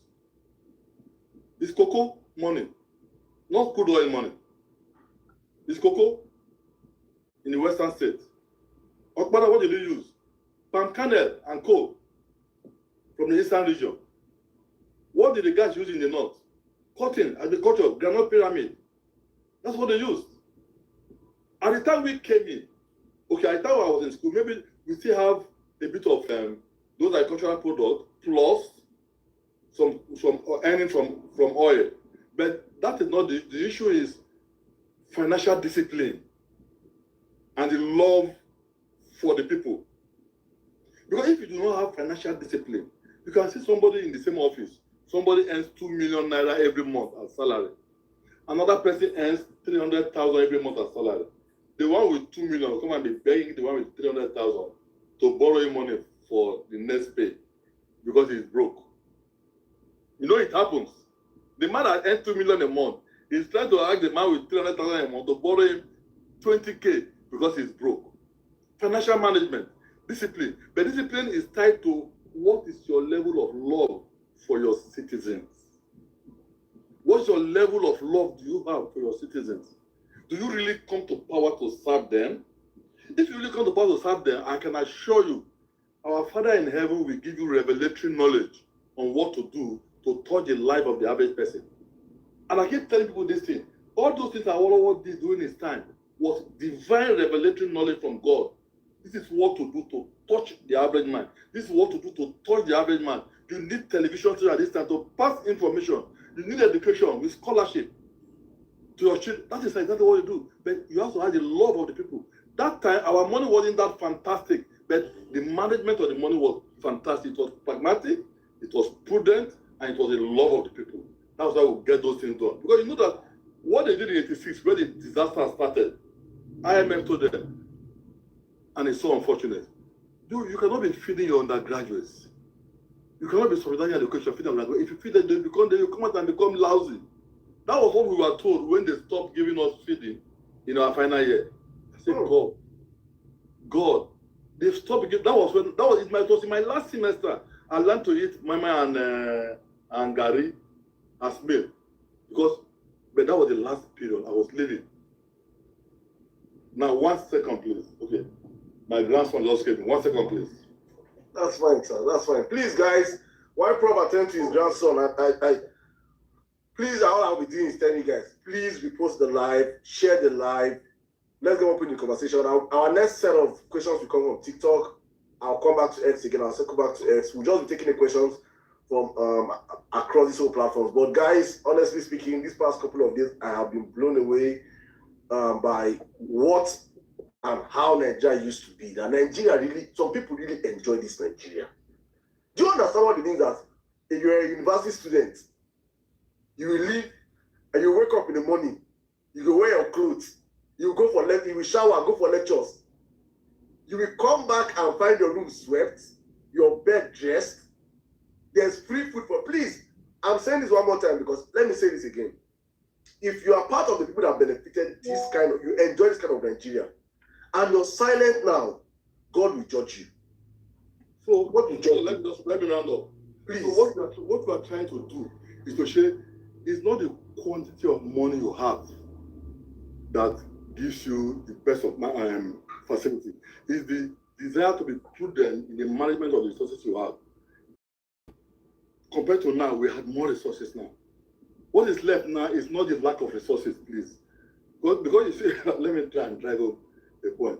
If you are stealing from somebody, you can always steal to the level of the amount of money the person has. True or false? True. At the level you can steal, yes. You can't steal more than what he has. So the stealing that is going on in Nigeria is because the amount of money we have. And we needed to adjust all those things. So guys, that's it. All right. I have a question. Thank you very much. Let's take a question from TikTok. Let's take a question from TikTok. Ejai, please, just straight questions. If you can build up your question, but please let us not take much time because we have a lot of people that want to ask questions, please. And if you ask your questions, I'll have to drop you from the box so I can bring more people. Let's have as many questions as possible. And meanwhile, please, guys, let's keep our tapping the live. Please, very important, so we can get more people into the conversation. Thank you so much. Ejai, have the live, please. Good evening, Mr. I hope I'm audible. Good evening, Professor. Sorry, please. And also, if you want to speak or you want to ask a question, please, it is important you don't use your earpiece. Speak directly to your phone because we are actually streaming across different platforms and the audibility is very important for us. So please, just take off your earpiece and speak to your phone. We can hear you perfectly. Good evening, Emian Saddam. Good evening, Professor. I hope Professor can hear me clearly. I'm going to base my question based on what Professor have told us about the times they had in Nigeria. So by so doing, I believe many of those generation, Professor, I believe many of your generation after schooling in Nigeria were opportune to move to the West and you experience the system in the West. I want to know why were there no pushback when the IMF were bringing implementations does not favor the citizens? Because the reason I'm asking this question, because when you go to the West, you see they are based on benefit system, which help to reduce crime, which help to provide for the less privileged. Because what you just explained to us clearly was a system that Nigeria had that helped to tackle crime, that engage citizens, that support them to make them not to be idle. Because if the system we have now has produced criminality all over the place, I want to know why many of you that went to the West and saw that what they are advising us against is what they were doing. They were helping their people that doesn't have job, but in our own system, they were implementing systems to disorganize the same system to help the less privileged. Okay. We don't know afterthought from some of you to know that. Let me just say something. I know what you are saying. It's not as if there was no pushback. There was pushback. when the social adjustment program came up, there was pushback. There was pushback, but the government, you know, when government want to get things done and they believe in what they want to do, how long will you push? They will counter push you, and then they got their way through. There was pushback. There was pushback because even then, okay, for some of us then, we were neither here nor there. Oh, don't feed your undergraduates. Don't overfeed them. When you overfeed them, they will graduate and become lazy. You have to be able to fend for themselves, only to realize that by the time you go overseas, you realize that almost all of them are on one scholarship or the other. All of them have one assistant for the other. That is it. But whom do you blame? The leaders. The leaders, that's just it. And who are going to be leaders? You and me. People listening to me, and people are going to know. That's why we are passing this message. So you can grow up and say, look, it pays to serve your country with patriotism and determination and for the love of the people. It pays. Yes, somebody said in Nigeria is possible. Yes, you are true. All right. It's really possible. Prof, I don't know if you want to answer the question someone asked you. Yes, people asked about education. And I said, listen, let me tell you something about our president's education. Please, guys, don't make any mistake. If you are listening to Tinubu talk, you know that you are going to that he is educated. Give him his flowers. You will know when an illiterate is talking, you will know. When somebody who is half-baked is talking, you will know. So, President Tinubu is educated. Now, the only problem we have now is this. Which school did he attend? Which primary school did he attend? Which secondary did he attend? That is our problem. So, nobody is doubting whether he's educated or not. We all agree that the guy is educated. And he's exposed. And he is sound. And he's exposed. And he knows what he's doing. But one thing you must know, to enable me to solve that question you are asking in your mind, but I want to know the school you attended. Listen, before internet and before this internet and email, people attend what they call correspondence colleges in Nigeria. People read for Cambridge exam from home. You may not know, people read from Cambridge exam from home. You see, they buy the form, you apply for the correspondence college, you enroll for a course, they will send you the materials maybe every month. You will read it, you will do the assignment, you will send by post to them, your lecturer will mark it and send back to you. And when you have finished the whole course content and you're ready for the exam, you go and face the exam and you pass. That is education also. Right? People are doing that. People are writing A levels, passing their school start from home, then enter Cambridge examination A levels from home.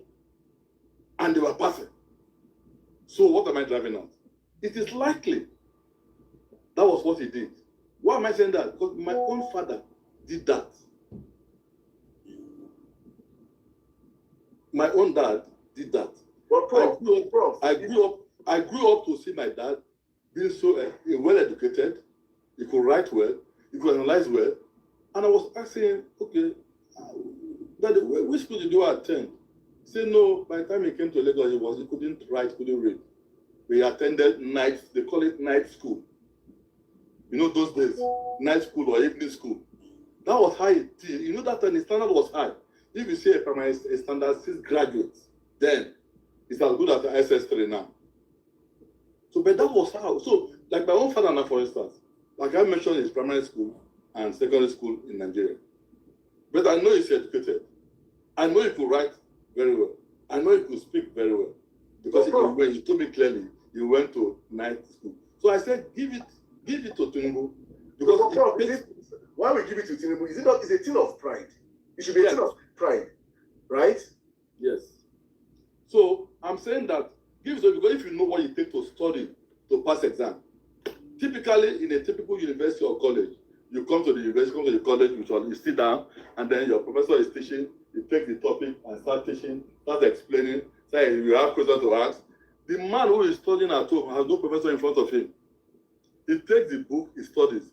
Anyway, when he jumps roadblock or has a problem, he goes to the library or he asks his colleague. He keeps repeating difficult concept, difficult theory. He studies it to the masters it. That is how they got learning. And that is why most of the great men, that's how they went to school. That's why I say, give it to the problem here is not give. You can't give what claimed. That's the problem here. It's not if Tinubu have come out to tell Nigerians, I studied from home. Yes. We will respect him. That was the question I asked myself. I said, well, why can't this man say, gentlemen, don't worry, I didn't go to the lawyer primary school. I couldn't have attended a private grammar school. My brother, I had no money. This is the poverty I had, but I studied through home. People would have said, wow. Exactly. People would have said, wow. Why lie that you went to University and College of Education in Ibadan? And it's a lie. You went to that's it's a lie. That's what I'm saying. But in fairness to him, this guy must have studied from home. I said, give him his flowers. Except because now, up till now, he couldn't mention it. I said, is it that he's shy to say he went to evening lesson? Is it that he's shy to say it? But certainly, whether I like it or not, we know that he's educated. He's sound. If we couldn't get to the school until we got to Chicago State University, where they say he actually attended, and if you hear him speak, you know that he's sound. So where did he get this knowledge from? The mother's womb? No, the guy went to school. But I suspect, as I said, I'm not saying I know. I suspect that he must have attended the school that through evening lessons or open correspondence college. Or he's actually using a false identity. No, even if he's a false identity, listen, if I illiterate man say his name is Saddam, and he didn't go to school, let him come and run your. What I'm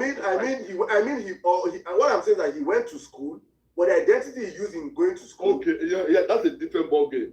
I'm not talking about identity now. I'm talking of him as a person certainly went to school, or this way, him as a person certainly got educated. Educated, exactly. Maybe that's the word. He as a person, he certainly got educated.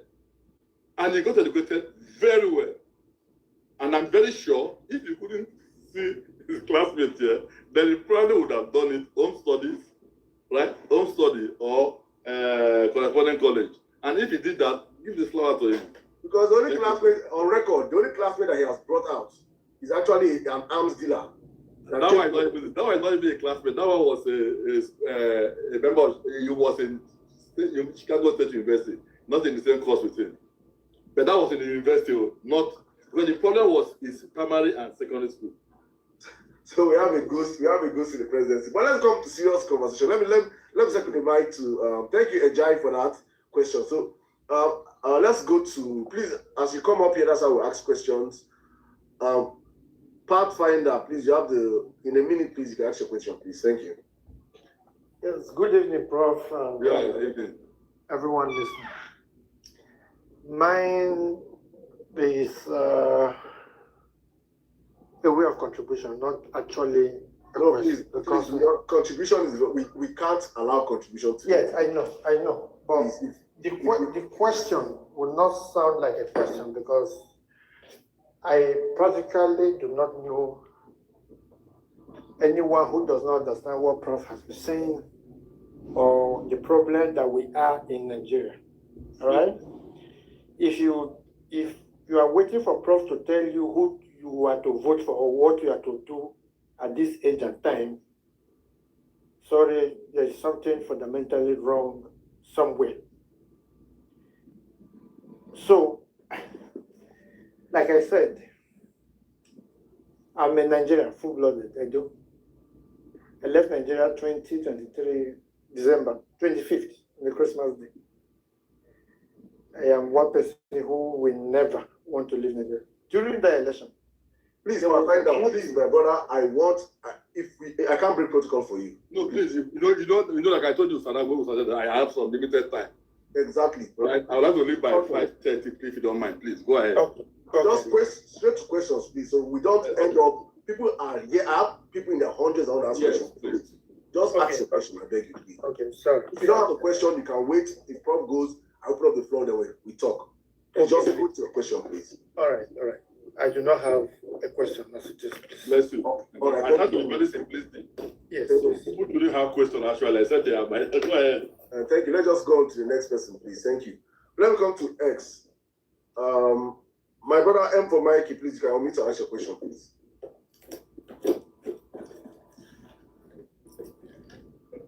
Saddam. Hello, Saddam. Yeah, I can hear you, my brother. Go on. I'll pass for now. Let others speak. I'll pass for now, please. All right, please, Vest Solo. If you have a question. Yeah. Thank you very much, host Elias Odan. You are doing a good job. Thank you, Prof. Now, my question is this, Prof. Now, Prof, I watched the interview that you granted earlier on, where you said you really knew the person of Peter Obi and Tinubu during their working days in the banking sectors. And you also made a statement that yes, that some of the things that Tinubu is doing now, it's not that he doesn't know what he's doing, that he's actually aware of his policies, that we should not look as if he doesn't know what he's doing, that he actually knows what he's doing. I want you to please, is it possible that when you place these two individuals, knowing them at that level, as a worker in the banking sector, knowing their work ethics, can you compare them and contrast between them the way they do their job effectively? Okay. I know. Gentlemen, listen, let me tell you something. Bertolo, please, just a question, please, just one. Please. Yes, let me just tell you something. Okay. Right? We all have our gifted virtues. We all have our gifted strategies. Right? You could have a good target, but you approach it wrongly. People will not listen to it. That was why I told you about what it did in terms of subsidy removal and bridging the gap. Those were good policy, but the implementation was what was faulty.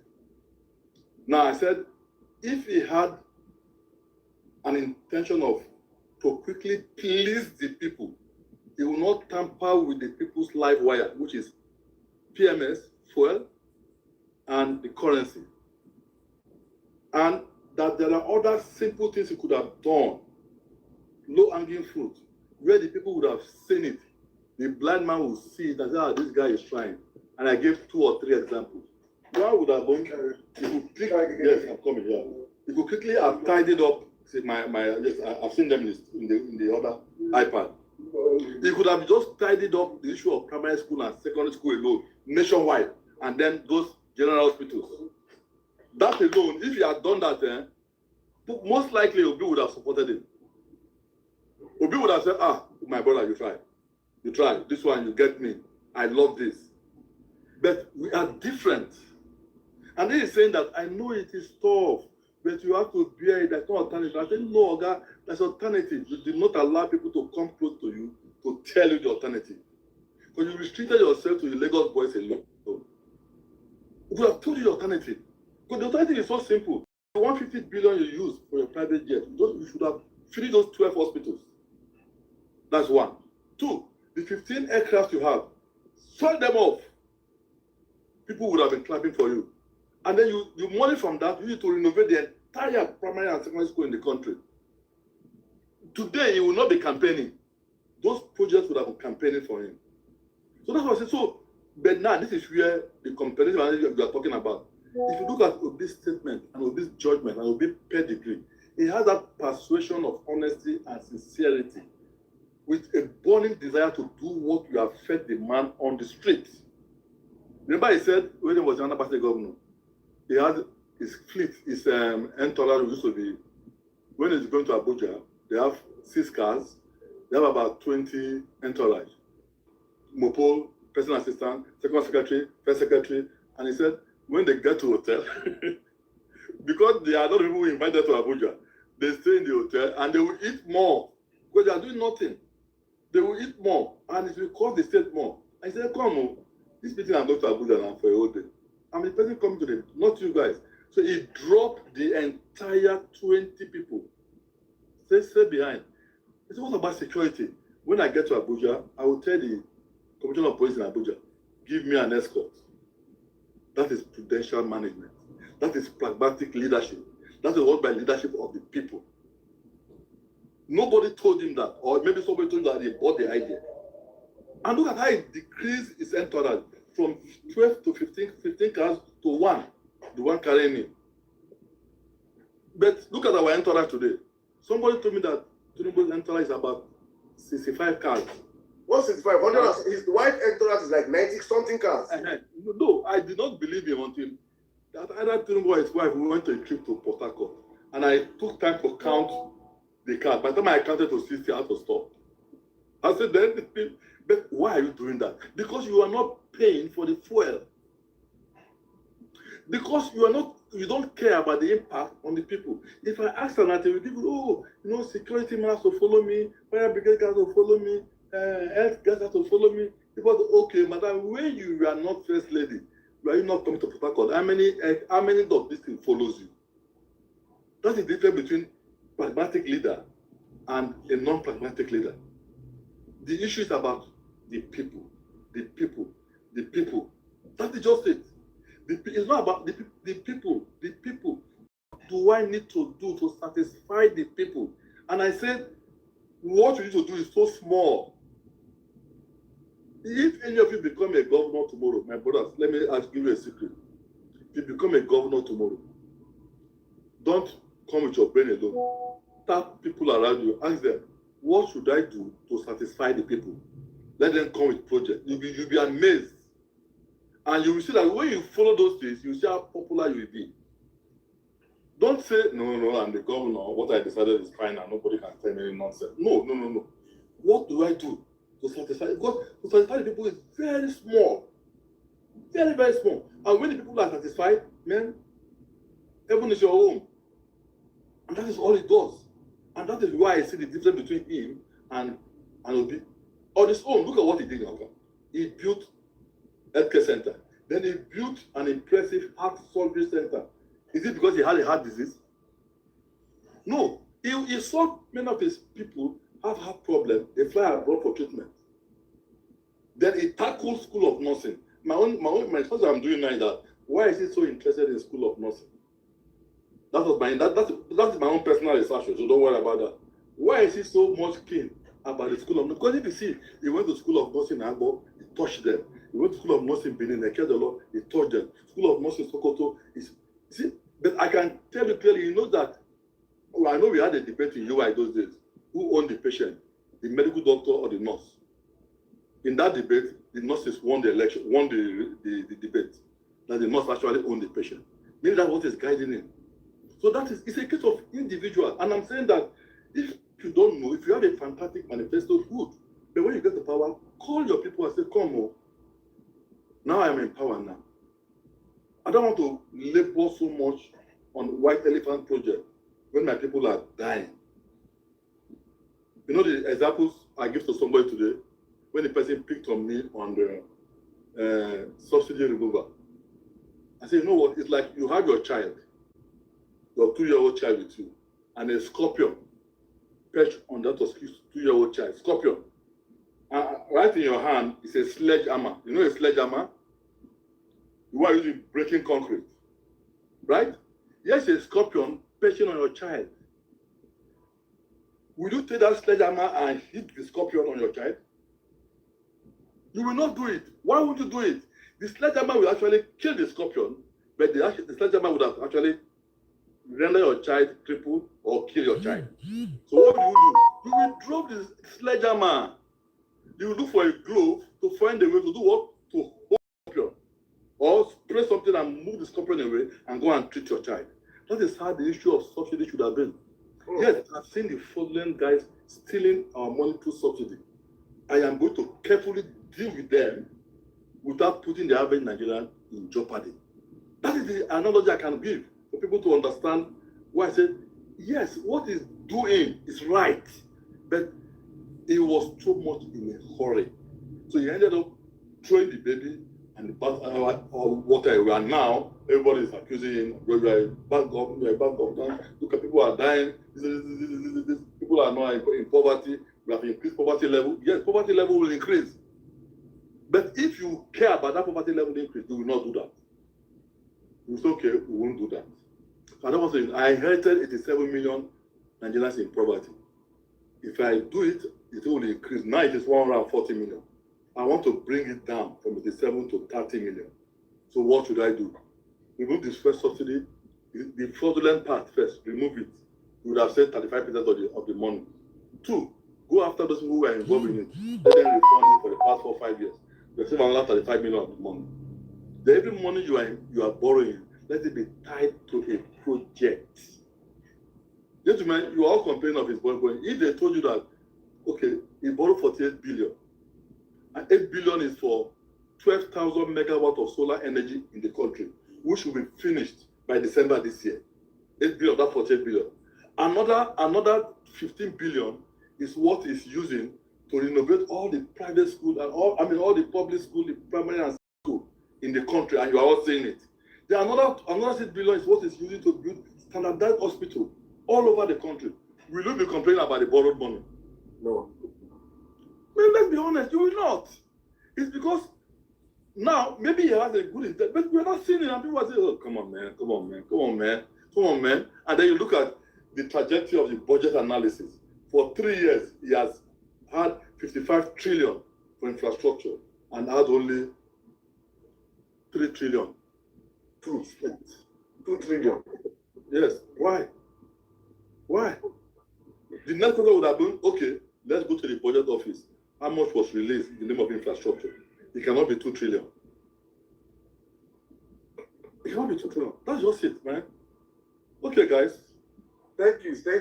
So let me rush to the next question.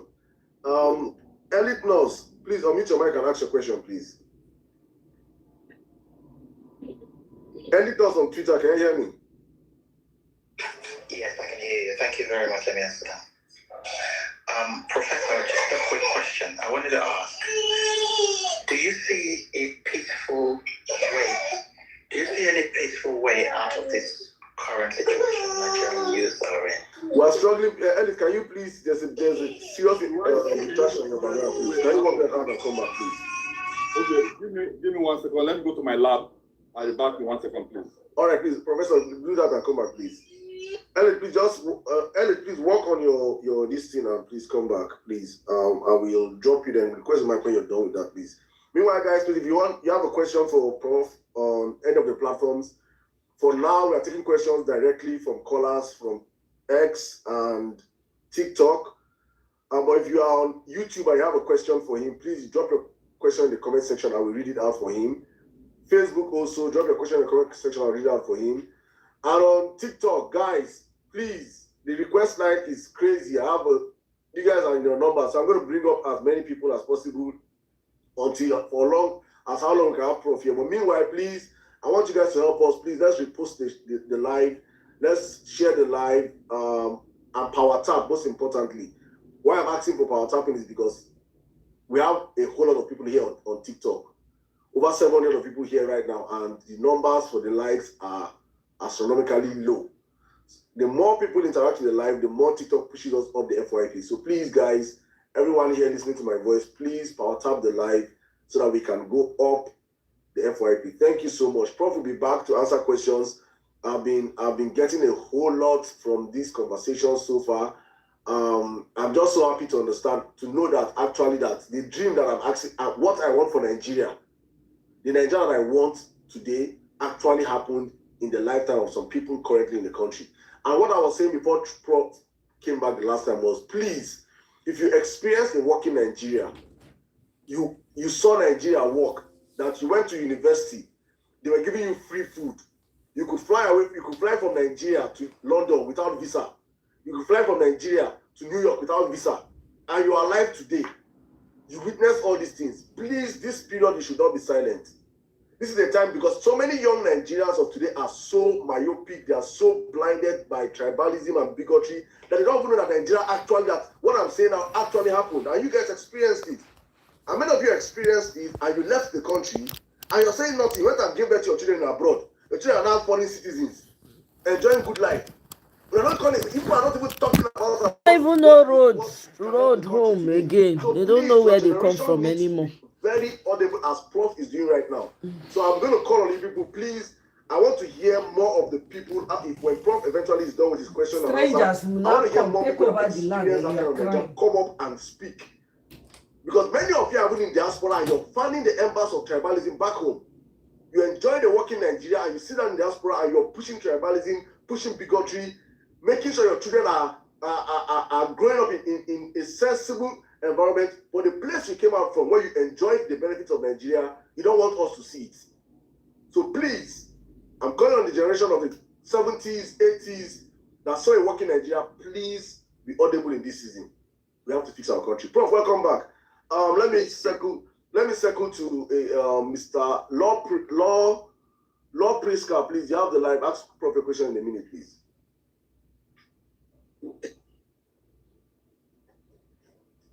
Just go ahead. Law Priska. And please, if you request the mic and I bring you up on the box, please, we have a whole lot of requests. Please, you should be here. Kay, please, because if I call you 1 or 2 times and you don't answer, I'll have to drop you for other people, please. Kay, can you ask your question in a minute, please? Good evening. Please, you're not audible, please. If you... Good evening, Prof. Good evening, how are you? Sorry, Prof. We have other people listening. Please, if you want to ask your question, please talk directly to your phone. Don't use your earpiece, because if you're using your earpiece, we cannot hear you. Other people cannot hear you. So please remove your earpiece and speak directly to your phone, please. Thank you so much. Good evening, Prof. We can't hear you, please. We can't hear you. Hello, Prof. Can you hear me now? Yes. Yes, go on. Yeah. On a very quick one, Prof. At least I was a witness to what happened between the 80s. Like you were saying, making of your bed when you were in the higher institution. At least I have 2 of my uncles who were graduates of Ahmadu Bello University, Zaria, precisely. I witnessed that because even as a kid then, they used to be along to their... Please, Kai, your volume is very low. Yeah, I'll try as much as... So can you hear me audibly? Okay, quickly give your question quickly, please. Yeah. If actually you were saying something about Peter Obi and Chilumbu, and Prof, as you're speaking, everybody can see the difference between you and the likes of Bola Ahmed Chilumbu. Please, Prof, is it not obvious that he has failed? Is it not obvious that he has failed as a president? And being the fact that he said he is educated. Thank you.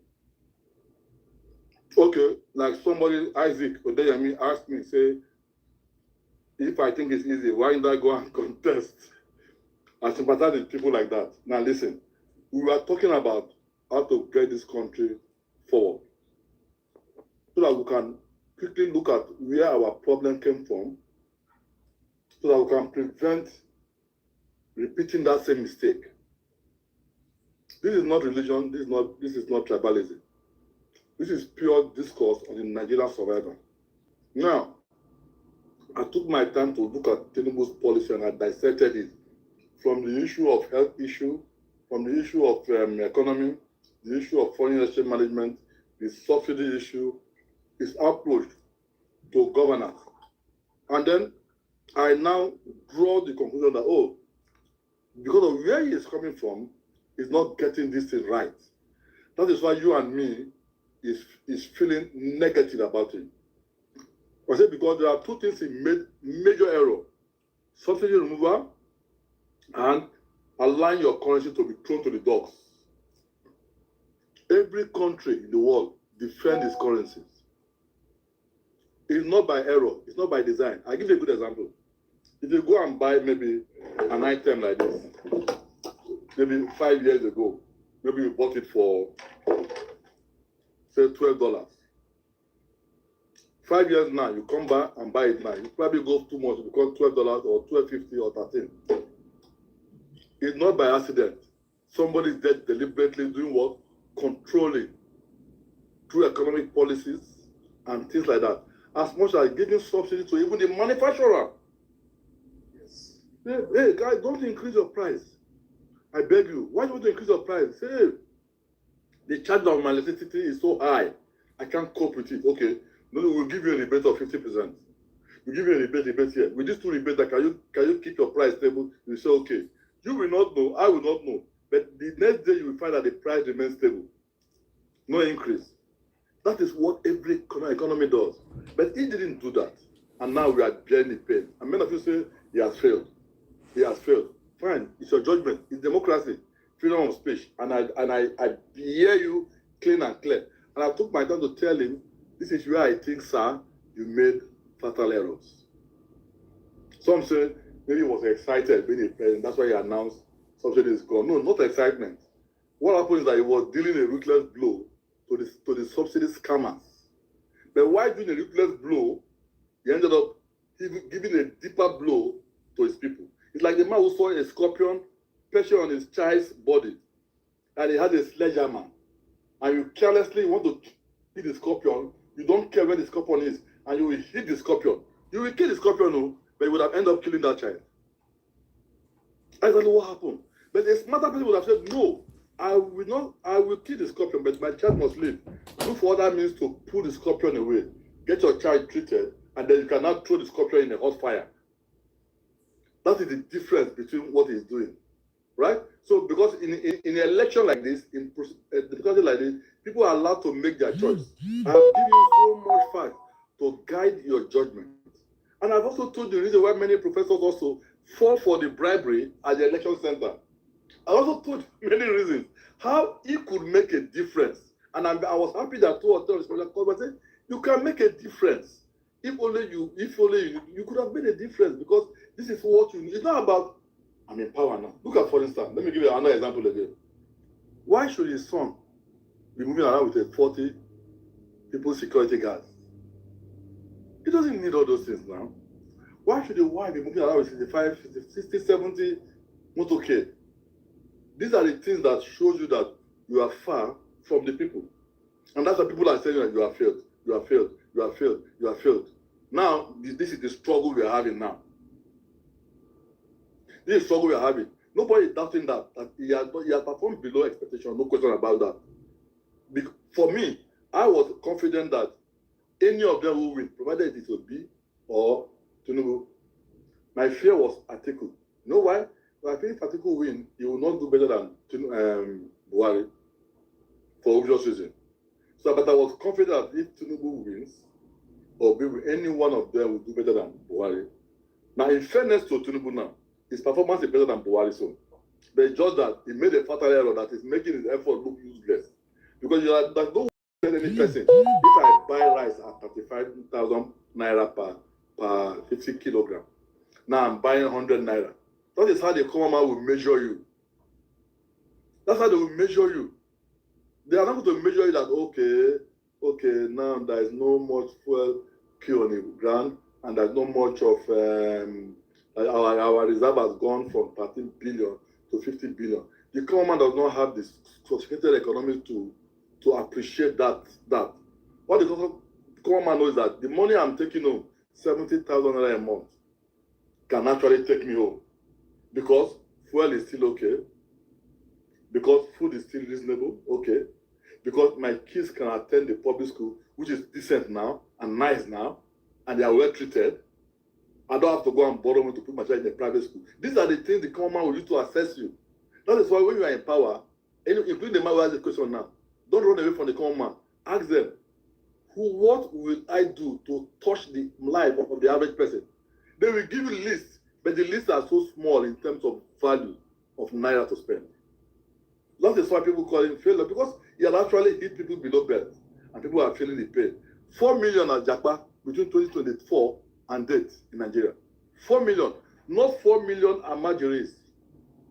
Remember, if there are 4 million Amajiris, I would have been very happy.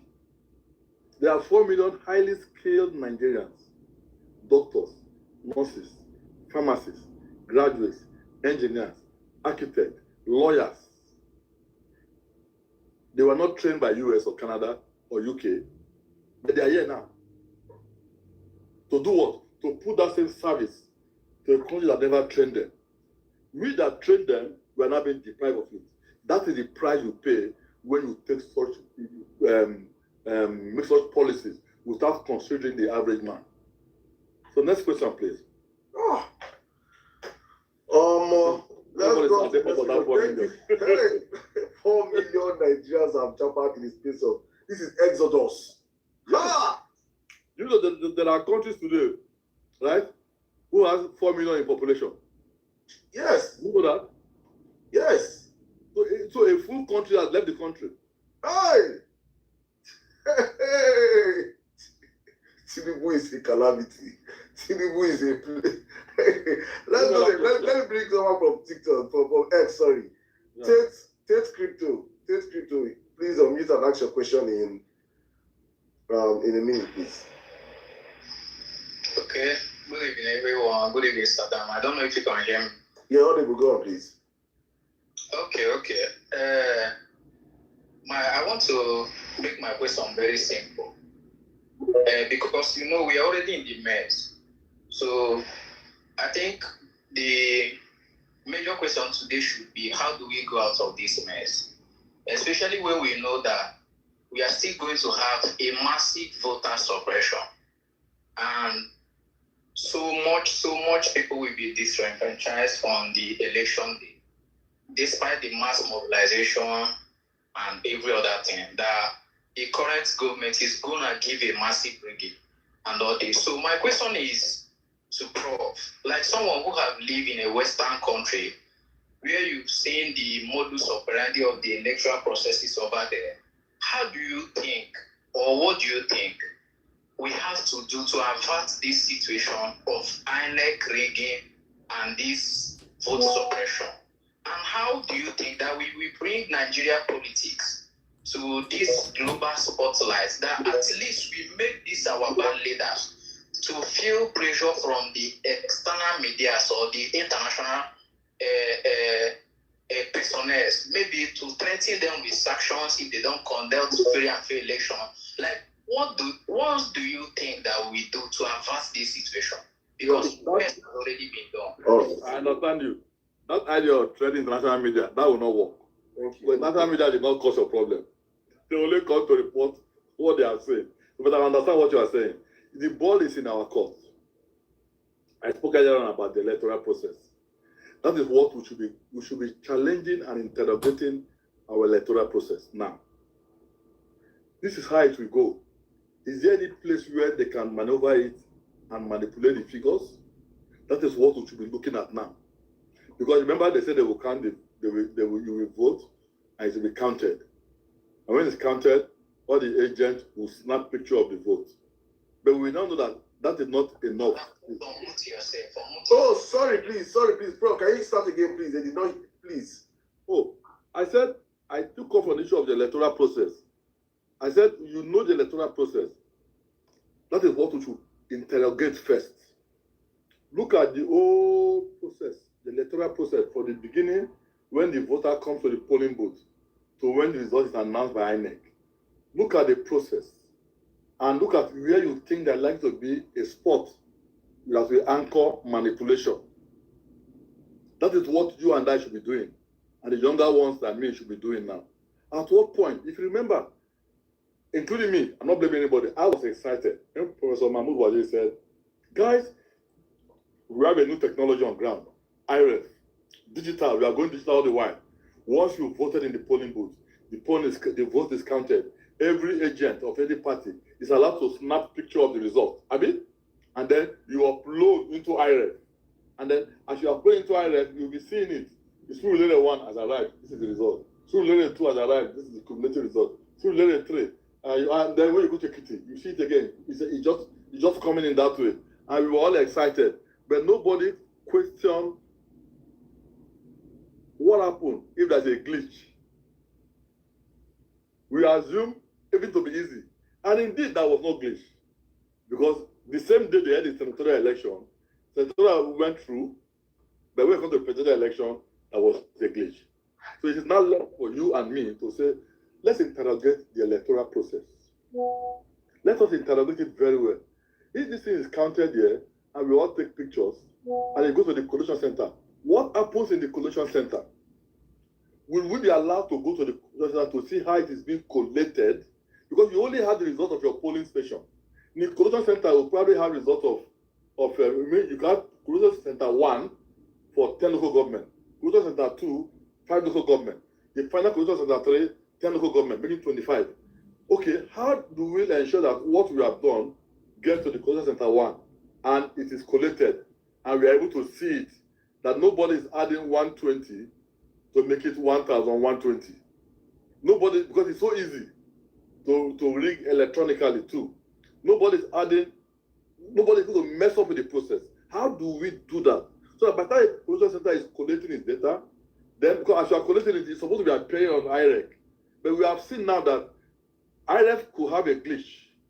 What Professor Pato told me did now was to say they will have their own collection center that is independent, what do you call it?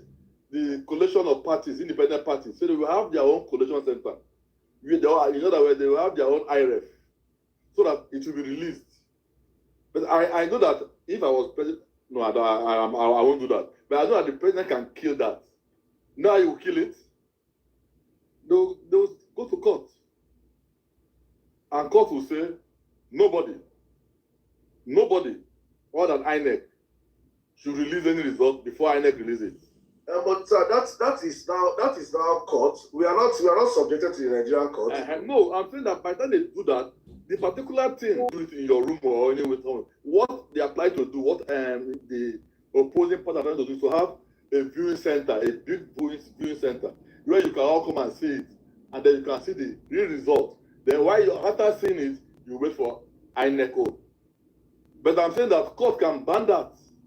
Court can ban it. Court can ban it in Tinubu's Nigeria, but it is left for us. Tinubu has been disobeying court orders. The government is supposed to disobey court orders. Why shouldn't we as citizens disobey court orders? What I'm trying to say is that is a food for thought. Yes, let's assume, right? That's why I said interrogate all the process. What happened if this thing happened? What I would propose is that we must disobey court orders. Because one thing that we Nigerians, and that is where my movement comes in, is that we are fighting for free and fair election. If Tinubu gets 100 million votes, he will get 100 million votes. But Tinubu will not get 100,000 votes and turn it to 1 million votes. If you let him get Supreme Court, Sharia Court, Islamic Court, Arab Court, Oboni Court, any court he brings, the Nigerian people will always have to be superior to the court decisions. Yeah, but my question is not the court decision now. My question is that you know the court decision is after you have all collected your result. Before it gets to the collection center, where they will tamper with it, right? What will you do if, for instance, let me give an example of Edo State. Now that's my state, right? We had a sitting governor, Obaseki, and a very brilliant man was contesting, Igodalo, which we all thought would win by all material particular. Brilliant mind, brilliant lawyer. But what happens? When the thing got to collection center, they did not allow the sitting governor to enter the collection center. Of course, you know the reason now. The federal might, with the federal mopole, barricaded it. The guy came there to see what they are collecting. He said it's 9 p.m. How far? Let me see. They didn't allow him to enter. They did not allow him to enter. So what we are trying to do now is that I'm not saying that to be what will happen, but I'm saying that you all to interrogate the electoral process so that it will be free and fair. So that if Tinubu win, you have no choice but to listen to his policies and try and understand his policies and be patient, as he said. You should be patient that what he's doing is good for you. If today the Nigerians voted for him, fine. And if he lost, then you should also accept that he lost. But the question is that, do you know what APC is thinking? I think I do, sir. Oh, then you are going to be a prophet. But anyway, don't worry about that. I'm only giving Nigerian I say, let us make the electoral process be read-through, whether anybody contesting or not. Because you know why? Okay, so let me ask you a question personally now. Let me ask you a question personally before we get another question. Do you see this government as a government that will give you a read-proof election? I doubt it myself. I won't tell you lie. You can't come and start telling you lie. You know why I doubt it? Because I saw what happened in the so-called glitch. And I thought by now, INEC could have released the authentic report. So that INEC could not release it is what worried me. 1. 2, why will you go and release the result at 2 a.m.? 2 a.m. on godly hours, when everybody was sleeping. INEC, you didn't sleep.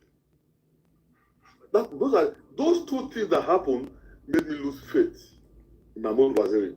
Can I ask a When follow-up they question? removed him, I said, okay, let's give this new guy a chance. But there's a flaw on that. Nigeria should work on the fact that the sitting president should not be given the power to appoint INEC chairman. True, but let's now this let's leave that alone. But the fact that those two things happen under INEC is making me worried. Then you have the electoral rule that says forged certificate is not enough to disqualify somebody. That will weaken my faith again. Then the third one says if somebody bring a strange ballot paper, they don't even carry INEC logo, but the electoral officer on ground is what they call it. It's okay. You can approve it, and the person should vote. And I said, come on, what is this? Right? Because there's no reason why you should go to an election with your own voters, with your own ballot paper. It should be the ballot paper given to you by INEC at the polling booth. And it says, in Michael Guinea, go and read what Michael Guinea was crying about. He said, well, as long as the electoral officer said, okay, oh, you brought this, okay, have you voted now? Okay, fine, okay, I will accept this as a ballot paper. Wow, to the ballot box.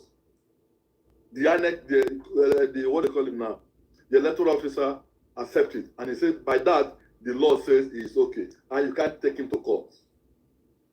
These are the things that weakened my faith, but it did not weaken my faith in Nigeria. It only weakened my faith in the electoral process. It did not weaken my faith in the leadership of this country, both the ones coming up. It's only weakened my faith in the electoral process. But I have infinite faith in young Nigerians coming up from my generation down. But I know that this type of discussion is what we ginger people to say, boy, it pays everybody in the electoral process is beautiful. I told you the benefit of it. Very many brilliant mind of men and women will begin to come out to contest when the electoral process is seen to be clean and fair. But if it's not fair, very many good minds will switch off. Not everybody can come and be doing things you are doing. Some people don't have that patience, that time. Some people that go to hell. Some people don't have that patience. They don't care. Because some people are getting so frustrated that they don't even want to vote. But they won't tell you. It's just speaking. But we are different. But that is why in governance, you have to do things well so that to make everybody get excited and get motivated to join the group governance. That's why we need to do that. There are people who are tired. There are people like me who are not just like me, who are here, who will say, you just supposed to come and speak. They will say, sorry, I'm not interested. Not that his head is empty. He's loaded with ideas and concepts. But he says he's not interested. Look at the man that brought General Electric power plant to Edo State in 2021. He's a Benin man. General Electric. He brought 2 power plants. Edo consumption, according to what we had, is about 600 megawatts. And he brought 2 power plants that could give Edo 750 megawatts. He said, I will bring this mobile power plant and I will install it in Edo State here. And I will immediately get the whole Edo State to have 24-hour power supply. On the condition that the governor will now start building their own power plant. Not like Professor Naji did in Abia. Isn't that a brilliant idea? Yes. One thing or the other, calculation, I don't know what happened here and there. The man packed his bag and baggage and his power plant and flew back to the US. It's an Indian of Edo State. And he flew back to the US. I don't care what they discuss. All I know is that for that guy to have come down with such materials, he meant well. But now he flew back. And that has been the problem with us. Atiku was saying that, oh, we spent $16 billion in electricity. And that's my fault. I was the chairman of the economic team. It is regrettable that that money was wasted. Hey! And you say that and you're okay? And you want me to come and vote for you again? You blew $16 billion? So these are what we are saying. As you are interrogating the process, it's only for the good of every person. So that, look, there are times your enemies or the person you don't like win an election. Then because the election is free and fair, you don't fight for him and you congratulate him. Simple as that. But as long as it is not fair, people will lose interest. Not the one going to court. Oh, no. Silent millions will just switch off, face their private career, their life, and forget about you. Do you know how many Nigerians will meet in Canada today or US? If you mention Nigeria, they'll say, I don't have time for that. Don't blame them. We all have a different level of capacity to tolerate. Right? If you are the capacity to continue as an activist, the way you are doing, good luck to you. But there are people who cannot take it. So I beg. Forget about it. I have people who left. I have my classmates who left Nigeria the year we left secondary school to the US. And they are still there till now. And they have no intention to come back. They lost faith completely. You cannot blame them. But I still have Nigerians who left at that same time, who flew to Abuja 6 weeks ago to buy 100 acres of land and is building $100 million psychiatric hospital and a poultry farm. The same Nigerians. See, you see our different perception? This one has absolute hope that it will soon be okay. It will soon be better. But that is who we are. I hope you get the message. Okay, sir. And also what he wants to build, as I said yesterday, is we said psychiatric hospital in Nigeria now. I know, you make me laugh. The amount of Tinubu supporters, you know, that he will put in that hospital. Do that because they went to the psychiatric consultant. The consultant psychiatrist. That's why he's doing that the psychiatric hospital. You know, he will get customers. He will say, I promise, tell him that one. I mean, I will recommend for him. I have clients for him. Let me run on. Thank you so much. K, if you can hear me, please unmute your mic and ask your question in a minute, please. K on TikTok. Oh, all right, King Slayer, please. You have a minute. Ask your question, please. Hello, can you hear me? Yeah, audible. Go on, sir. Yeah. Okay. Thank you for the time. Prof, I greet you, sir. I greet you too, my brother. God bless you. Yes, sir. Yes, sir. So I was privileged to be on the live the first day you were on this live. So although I didn't start from the beginning, but I heard when you were talking about your time in school with Peter Obi, and that you later left the school to, I think, Ibadan to complete your degrees and all that. And you talked about how you, did you say you were teaching also?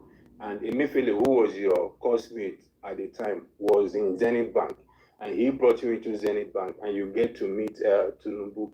So my question, when you got to that point, you went back then and said that you declared your support for Peter Obi or something. I don't want to, I can't really put together how the words you used, though, but you declared your support for Peter Obi.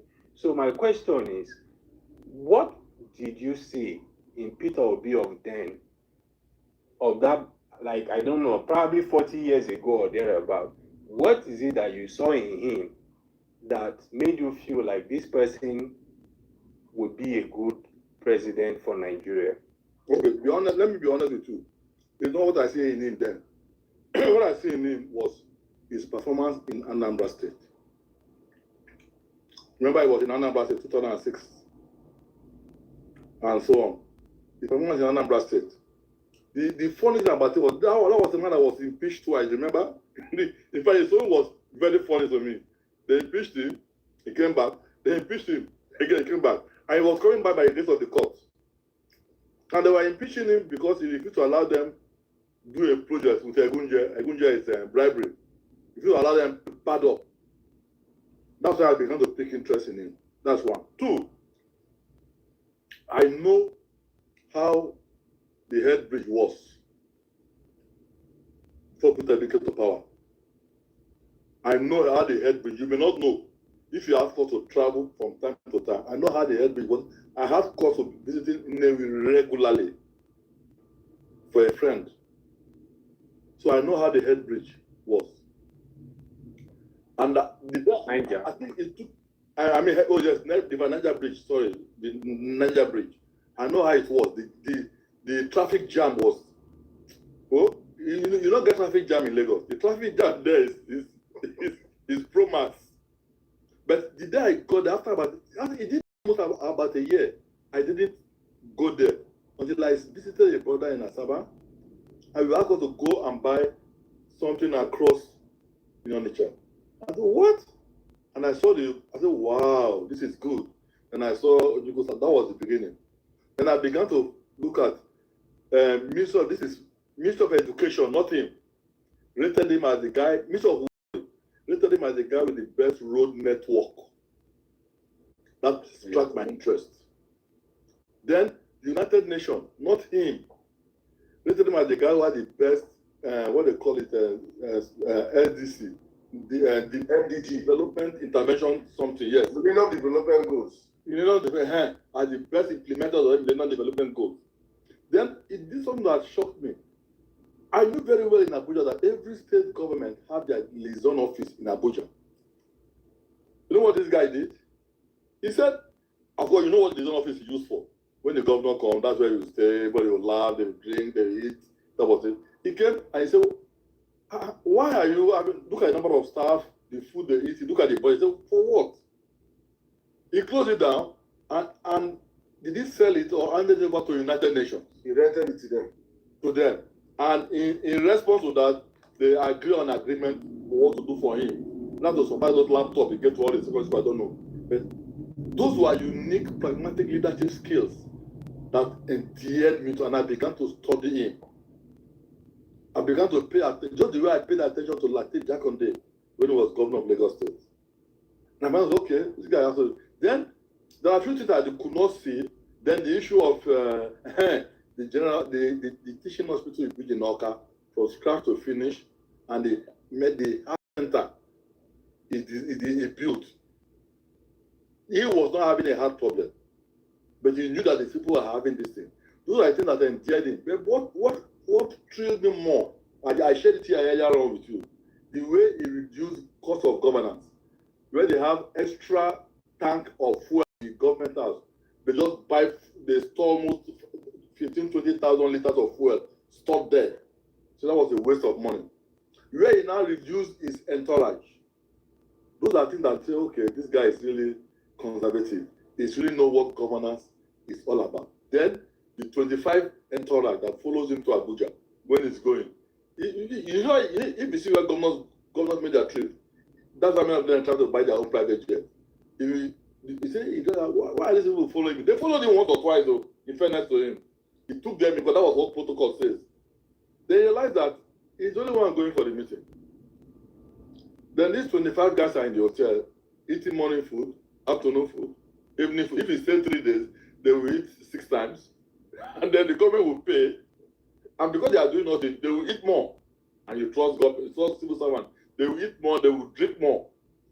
He came and looked at the cost and said, no. When next he was going to them, stop. I'm the one going for the meeting. Not you. Not all of you are not going. Him alone. It's not proper. Security protocol. What about security? He said, who will strangle me in the plane? What about when I get to Abuja? I will call the commissioner of police to send me somebody. And he did call. The commissioner of police followed him. I'll just give you what endeared me to him. Then Paul Eneche is my friend. And his elder brother, Major General Eneche, gave a testimony, not P2B. Eneche was a lieutenant colonel then, in charge of, lieutenant colonel in a 3 division. He said, when their Bakase Wahala was top and there was criminality, P2B called him. This is not a P2B testimony. This is General Eneche's testimony. Say, come, what can we do? The guy said, I told him what we could do as a security expert. He said, everything I requested for, the man gave it to me. Everything, the cars, the personnel, everything. General said, we will wrestle this security and crush it off. That is pragmatic leadership. That is exactly what I'm saying. That when you begin to have these things, you realize that. So I wasn't too surprised when he was leaving, he had extra money to keep aside. See, let me tell you the truth, oh. No make that mistake. Thank God you have someone like him. If you had stolen that money, what would you have done? Nothing. I mean, I'm asking an Nigerian here now. If he has stolen that money, what would you have done? Nothing. Nothing. And he said, no thief leaves the money he could have stolen, leave it unstolen. It takes a righteous man to leave the money he could have stolen and leave it behind, but it is not his own. So my brother, that is what endeared me to. I say, oh, this is the type of person we could. I'm not saying it's an angel, but certainly it's not a thief. Somebody just gave a hint and said, what about importing? That's what killed our economy. My brother, let me help you out here. Importing is not what killed our economy. What killed our economy is government bad policy on electricity and infrastructure. If we had electricity working, you know what will happen? All those things you are importing, somebody would have started producing it locally. And when you start producing it locally, you will not be able to import and compete with them. And so you will stop importing. That's why when he said, I will move the economy from consumption to production, that's exactly what he's driving at. Those things I import. Look at this. Look at this. If I import this and I make a lot of money, and now I have electricity in the country, I could reproduce this. And the cost of producing this is probably 70% cheaper than importing. And people start producing it. You think the man who is importing will import it again? He doesn't want to incur loss. So he will not import it. He will not import it. This is why I gave him full marks. The final shocking was that Inosimoto is coming up newly. How do you have so much faith in him? This is my personal thinking, you know. How do you have so much faith in this guy that you are going to devote buying cars from him? We could have called Toyota in Japan. And that is what he did. He patronized the guy. And that's what he did. Patronize the guy. I'm saying that, do you think if our Tinubu had said, Inosimoto, or the other guy that produced motor in Lagos, give me your best SUV and make it bulletproof, you think they will not do it for him? They will. That is leadership. And that is why I said, this guy has my flowers. He seems to know what pragmatic leadership is all about. Thank you very much, Prof. Thank you very much, sir. I think you have done a very good job in explaining that. I will say, if I allow you, you can even go more, because this is even 20% of what the man did. But it's good. It's coming from someone that is not even an Igbo person or related to him or something. But you just stated it out as it is, and why many of us are pushing for the man, because I believe that our biggest problem in Nigeria is corruption. And exactly. And like you said yesterday, honesty and sincerity of purpose are the two key characteristics that any leader needs to have. And this man has it in abundance. Thank you so much, sir. Let me bring up the next speaker. Next question. Okay. I was about to leave now. Okay, go ahead. Next question, please. Let me take one more. Okay. Let's take one more. X, nobody had this up, so I cannot bring any of you from X. So let's just take from TikTok. Let's take a lady. Jaja, please, if you have a question for Prof, just shoot it. Hello. Hi, it's an honor to meet you, Saddam. Well done. And my question is this: based on something in my childhood, my dad was a veteran journalist, one of the very few Northerners that fought for June 12th. But there are things I cannot say here. I was a curious child. I used to go to his home office and listen to things and read things beyond my power. But one thing I know, all these things happening in this country, sir, I don't know if you believe what I'm saying, it's scripted. One, there are documents I've read labeled called Elite Mafia. He did investigative journalism based on that. He's late anyway. They called him a madman. All his works today, if you go in there, at 1980 something, I read, that's where I heard about the Sambisa bunkers, a lot of things. And I later discovered that my dad was head of media intelligence. And I remember how documents were being passed before NIA as a kid. I was that child. So there are things I'm not privy to say here because they will come for me. Already 7 years of litigation is enough to wire my brain sideways. Do you believe that all these things are scripted, sir? All these things, they made sure education has failed Nigerians. They made sure Nigeria is not a producing state. You know, with the advent of oil, discovery of oil, have you noticed the pattern whereby that was when they began to plan whatever they planned? It's just the minorities are from all over this country. From what I've read, these tape recorders, tiny ones that you record things I've listened to as a kid, and they scripted all this. And the more divided we are, because it works for them, because they discovered that Nigeria is very, very rich. And they're in cahoots with those in the West, but most of the people disturbing our peace today are those that today we call our leaders, and it's intentional. And whether we like it or not, from the bigotry, the nepotism, the ethnic differences, the religious, whatever they're using to divide us, it was all planned.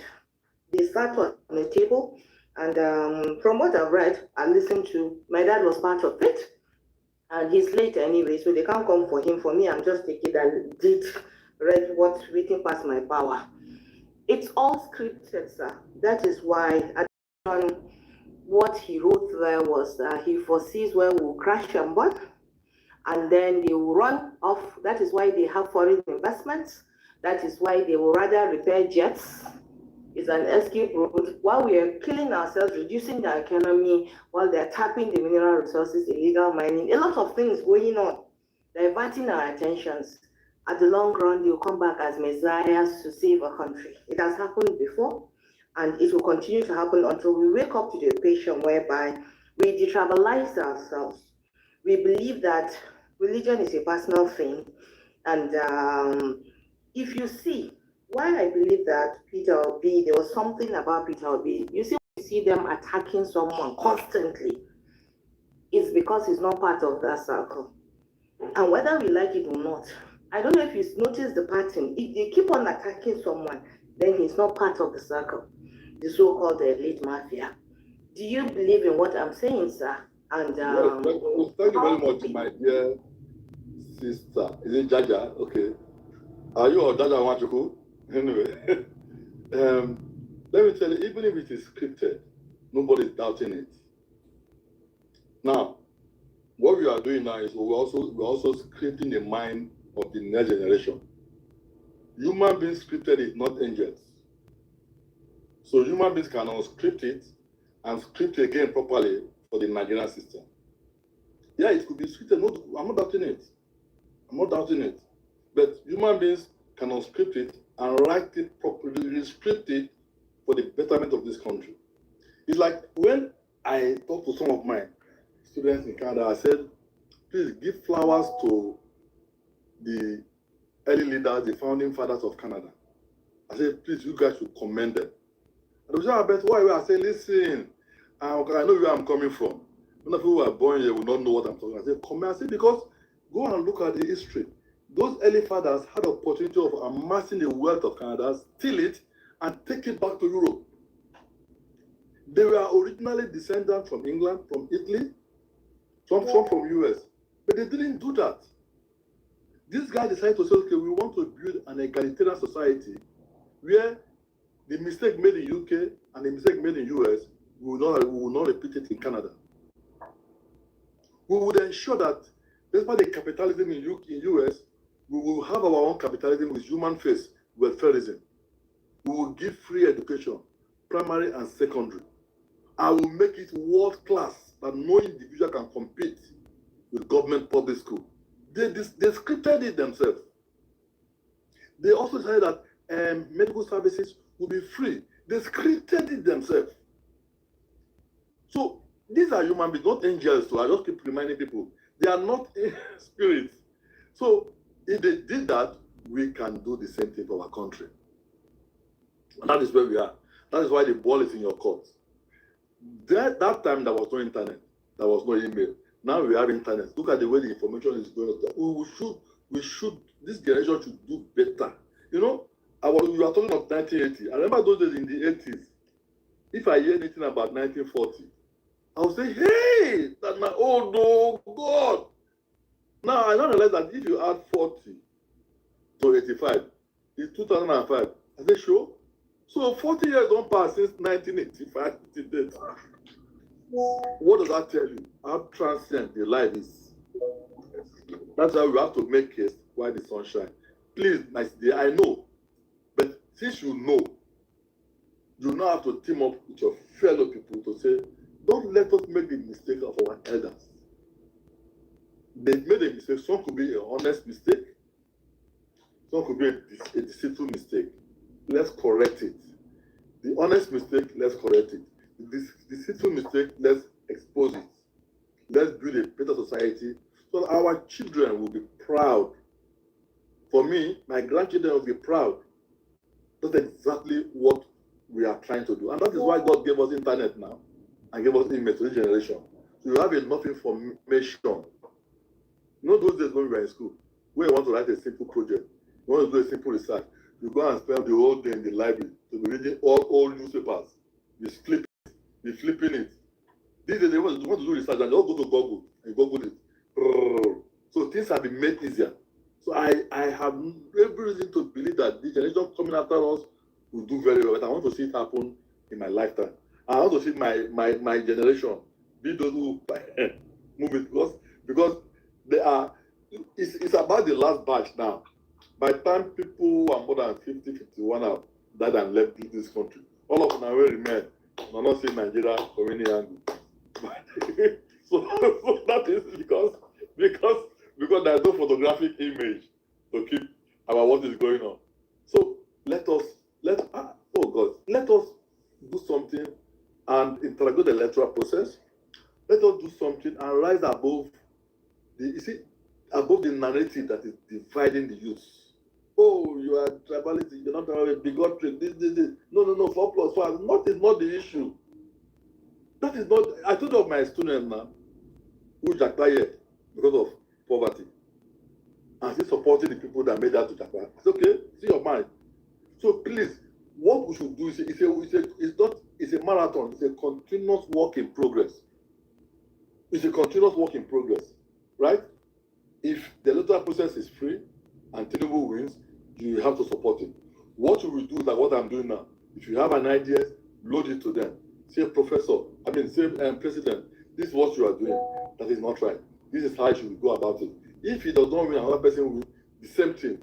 Because we are in it together. And when they say, what is the hanging fruit? Say, President, these are the hanging fruit you should do. These are the low hanging fruit you should do now. If you do this alone, these three things, Nigerians will be okay. These three things, look, if you do these few things, Nigerians will be okay. $8 billion, you will have 12,000 megawatts of electricity. Nigeria will go out of power failure. And that can be done in 18 months to 24 months. Another 150 billion will build 12 hospitals of 500 beds each. Tell the Chinese guys to do it for you. In 6 months, they will do the whole 12. Everything. All the same Chinese guy over there or Nigerian contractors, we want to innovate all the primary schools in the country. Everything. And this is the model of Nigerian primary schools. This is how it should be. Every primary school should be innovated. Primary and secondary school.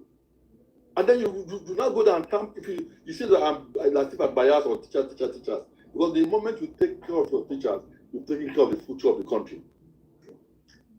Pay the teachers very well. A fresh university graduate joining the teaching force, nobody should earn less than 400,000, even in primary school or secondary school. No headmaster should earn less than 1.5 million. No principal should earn less than 3 million. I'm not talking about professors now. I'm talking about the foundation. Before you know what's happening, brilliant people will be coming from every part of the world. There was a time when Indians were flooding Nigeria now to teach. Mr. Wogis was my physics teacher. Alexander and Sakra, another was my biology teacher. Then Mr. Buford from England was my English teacher. We had 6, 7, 8 white guys and Indians in my school. Then, so it is possible, but don't give up. Don't give up. We have to keep doing that. I have discussed security before. I don't want to go into securities now.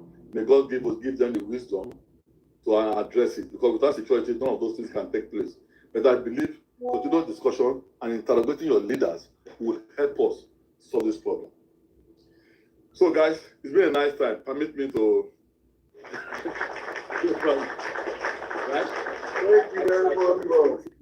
Somebody made me promise him. One of the commissioners made me promise him, say, what thing you have been saying now? Somebody showed it to me. It's okay. You have a Twitter, you have a, what they call it now, TikTok handle. Even the TikTok handle, now student make me go open now. I did not even care about it. It was my student that pushed me to open TikTok handle. So this commissioner will tell me, okay, Francis, you know what you do? You have spoken extensively. Why not take this topic one for a week? Speak for 10 minutes, your TikTok handle for that week. Stop. Next week, take one other topic, speak on it, bam, and your TikTok handle, so that I know what he's trying to do. So if I did that, he will easily be able to access my TikTok handle and be able to see various ones he's interested in, which is good, and I'm happy for him too. I feel that these leaders are listening. They are listening. They are listening. You see, the guy is my friend. He could have just ignored it. He could have ignored it. But they are listening. And it's not about telling you that, okay, you know what? Once they will do it, maybe you want to speak on maybe the FX and fuel subsidy in 10 minutes, 15 minutes. Speak on it this week. Then next week or later in the week again, speak on it. Just keep doing that before the year ends, so that you have a lot of referential points for them to look at. You think he's asking for that for nothing, for fun? No. Not for fun. And then they ask me, if they call you now to come and say, will you run away? I said, that's not what I'm saying. Did you get my message? Yes. My message is that let the election be free and fair. Whoever wins, we will rally around that person. But let the election be free and fair. So thank you, guys. I love your paying attention for listening. That's what motivates the professor to give more talks. And I want to thank you. And my prayer is that whatever we have exchanged and have learned will be what to give Nigeria. I'll be excited to say, oh my God, Nigeria is changing. Oh, it will be like deja vu. Nigeria is changing. Oh God, Nigeria is getting better. Oh God, I'll be most happy. I have grandchildren now. I think I won't like to carry that. I say, gentlemen, you know, December next year, we are spending our whole Christmas and New Year in the village. Happily take them there. And I will show them this is that too. I will take them to Ajegule. I will drive from Ajegule. Say, this is where, no, not grandpa now, great grandpa used to live. This is our well. This is the pipe of water that was dead. The pipe on is back now. So let's go on. We get to Agbomalu. This was my primary school. I attended Baptist primary school. You see, yes, this is my secondary school. Then I will drive them to UI. This is UI. Well, no things like that. You can't. That is a holiday full for them. They will snap pictures and keep it, and for history. I would have loved to do that. At the end, we end up producing a book like this, which by the time I've left this world, they will go back nostalgically, go through their trips. But we will get there, please. We will get there. Thank you very much. Permission to fall out. Thank you very much, sir. Thank you. Before you fall out, I just want to thank you, sir. So you hear my appreciation on behalf of everybody listening to you. Thousands of Nigerians are tuning in across the different platforms now. Thank you so much, sir. You're going to be regular now, coming on my platforms, so please. Well, no problem. Give me enough time. Give me time. Just right? Yeah, definitely. Yes, I will do that. So God bless you. Take care of yourself. God bless you, sir. Thank you, sir. All right. Let's react to Prof. Bye, guys. Bye. Thank you, sir. Yeah. Guys, let's react to Prof's submission. It's been, oh my goodness, I don't even know where to start from. I don't know. Permission to fall out, sir. You can. Yeah. Yes. All right. Thank you so much, guys. Thank you, sir. Yeah. Bless you. Let the youngies now do it. Let's do it our own way. Thank you so much. Guys, you've been listening to Francis, and for the past, from Monday up until date, he has been on my platform. I shared the story of how it happened on earlier on. For those that missed, it's just like, for me, it's like it was by chance. It's like a miracle that happened, and this man came up here and he said so many things. I had to download that video and I posted it. A 16-minute video that went viral, and the government has reached out to him. They've been reaching out since then. So I know he has given me some privileged information that I cannot share, but I do know that what we are saying here has gotten to the very top of this government. And I know that he has a very good heart, and I know that they're reaching out to him not because they really want to change. No. I believe inside that this government do not have the capacity to change. I know that Bola Ahmed Tinubu as a person do not want to fix Nigeria. He would have been the best person to fix it, and he has enough time to do it, but he has not done it because he doesn't have it in him. And he understands that if Nigeria works, his system that he has created to subjugate us in poverty will be broken. So they're never going to do anything. So I know that even this one they are whining Prost is that just whine him and make him feel like say nothing that happened, something, we are good. Tell us what we should do. You will tell them what they should do. These guys will not do shit. We are actually experiencing the very best of Bola Ahmed Tinubu currently. Currently, right now, we are seeing his very best. If we make a mistake as a people and allow these people consolidating 27, then we'll now see the worst of this government, which Nigerians, I don't see our country surviving it. And my happiness is that we can now come to a point that a Rema, for us that have been shouting a new Nigeria is possible, we that are saying we want a new Nigeria. If you follow this conversation for the past 4 days now, you know that actually what we're asking for actually did existed in the country. We're not asking for anything miraculous. There's something that we're asking for right now that is extraordinary or that never existed. We're actually telling us, take us back to how you guys enjoyed this country. How can you be in university in your final year and companies are already coming to your school to search for workers? There was a time like this in Nigeria where you will wake up, you don't need to go and apply for a visa, you will book your flights and you will fly to London. You will fly to New York. There was a time like this in Nigeria, and millions of people existed and benefited and witnessed this in real time. So what we're asking for today is nothing big. It's only in Nigeria that things are getting worse. Other countries, things are getting better. There was a time that coins was strong in Nigeria. Coins was strong in Europe. Coins was strong in Asia. Coins is still strong in all these other places. Coins is no longer functioning in Nigeria. So it is not, what we're asking for, what we're saying now is not something that is out of the ordinary. And I'm challenging especially people that please actually experience these times that Prof has talked about. Please, our mommies and our daddies. I've been saying for so long that you guys are the problem of the country because you guys experienced it, you saw these things, and you maintained silence. It is time for people to come out and speak up. It is time for people to, many of you are even the ones behind sowing this discord of tribalism and bigotry on social media right now. You open a room, you see somebody, an old man with beards, we don't escape. We escape from Nigeria. Where we say this are they free, go UK. In the UK now they do bigotry.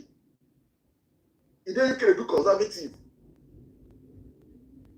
So please, my brothers and sisters, thank you so much. I'm just going to open up the floor right now for people to speak, and let's use the remaining hour to just dissect on the conversation, what you got from it, way forward. Because for me right now, I think we should be in the point of solution-driven conversations. We started this conversation on INEC. Actually, INEC should be the fulcrum of this conversation because for us to fix Nigeria, we must fix INEC, or we must force INEC to do what is right. And the news we're getting out of INEC so far is criminal. It is criminal, and we have to address it on this live. My brother, women and gents, good to have you on the platform. Thank you for joining us. Let me start with you. You've been with us all through this week, so I think you have enough. And today, please, we'll be mixing the speakers. TikTokers will be bringing people up to speak. X will bring up to speak. So let's join everything. Make we mix some, And my brother, women and gents, you can hear me, please just come in right now. Thank you. Let's just keep it as short as possible. Welcome, bro. Yeah. Salam, I can hear you. Good evening, everybody. Good evening to those of us here on X. Good evening to those listening on TikTok. I mean, I was actually listening, or I was actually on TikTok and here just some minutes ago. I decided to log out of TikTok for another phone just to focus. Come back here on X and focus. But I know on TikTok, there's probably even more people listening from TikTok by the counts I saw. Those who justify that. So good evening. And like Saddam said, I'll ask Saddam to try to moderate space in such a way that we can have people speak from TikTok. Yeah, I've listened, very fortunately and happily, I was in this, I was here from the beginning. Even today, so I came, I had some other engagement, so that's why I was not on the space earlier. So I came in what would be Nigerian time about 10:30, so probably an hour, actually 2 hours, 30 minutes into the conversation. That's when I was free. So I actually went on, before I started listening to the live conversation, I went on YouTube and went to play rewind, like to start, at least to catch up on some of the things that have been said. I skipped, I played it on fast forward, some places, just to grab those things. I have to tell you how much I want to make sure, and likely after this space, I'll probably go back on YouTube to listen properly, because like I said, I kind of listen, skipping some places and fast forwarding some places. I've been, and I think a lot of people are saying the first day, right? And Saddam had described how it happened. It was funny because same reaction I thought Saddam was going to have when the speaker at this time, who is now Professor Francis, who will now not Professor Francis, unmuted his mic and said, "Oh, can I go?" For my mind, I said, "Oh, this person don't know Saddam." Saddam would just I could see on TikTok, which is like an advantage. You could see the queue. I was like, okay, look, but divinely orchestrated. We're able to get to listen to it, and I was on the live, so I was in the comment section. I was. That's my role on TikTok comment section. Except I only come up to speak every now and then. But when he was speaking, I couldn't. All right, guys. I think I'm gonna wrap it up here. This is just the after conversation after the interview. So thank you all for joining me. Please hit on the like button on your way out, and I will see you guys on my next one. Bye. I just prefer listening to him than even wanting to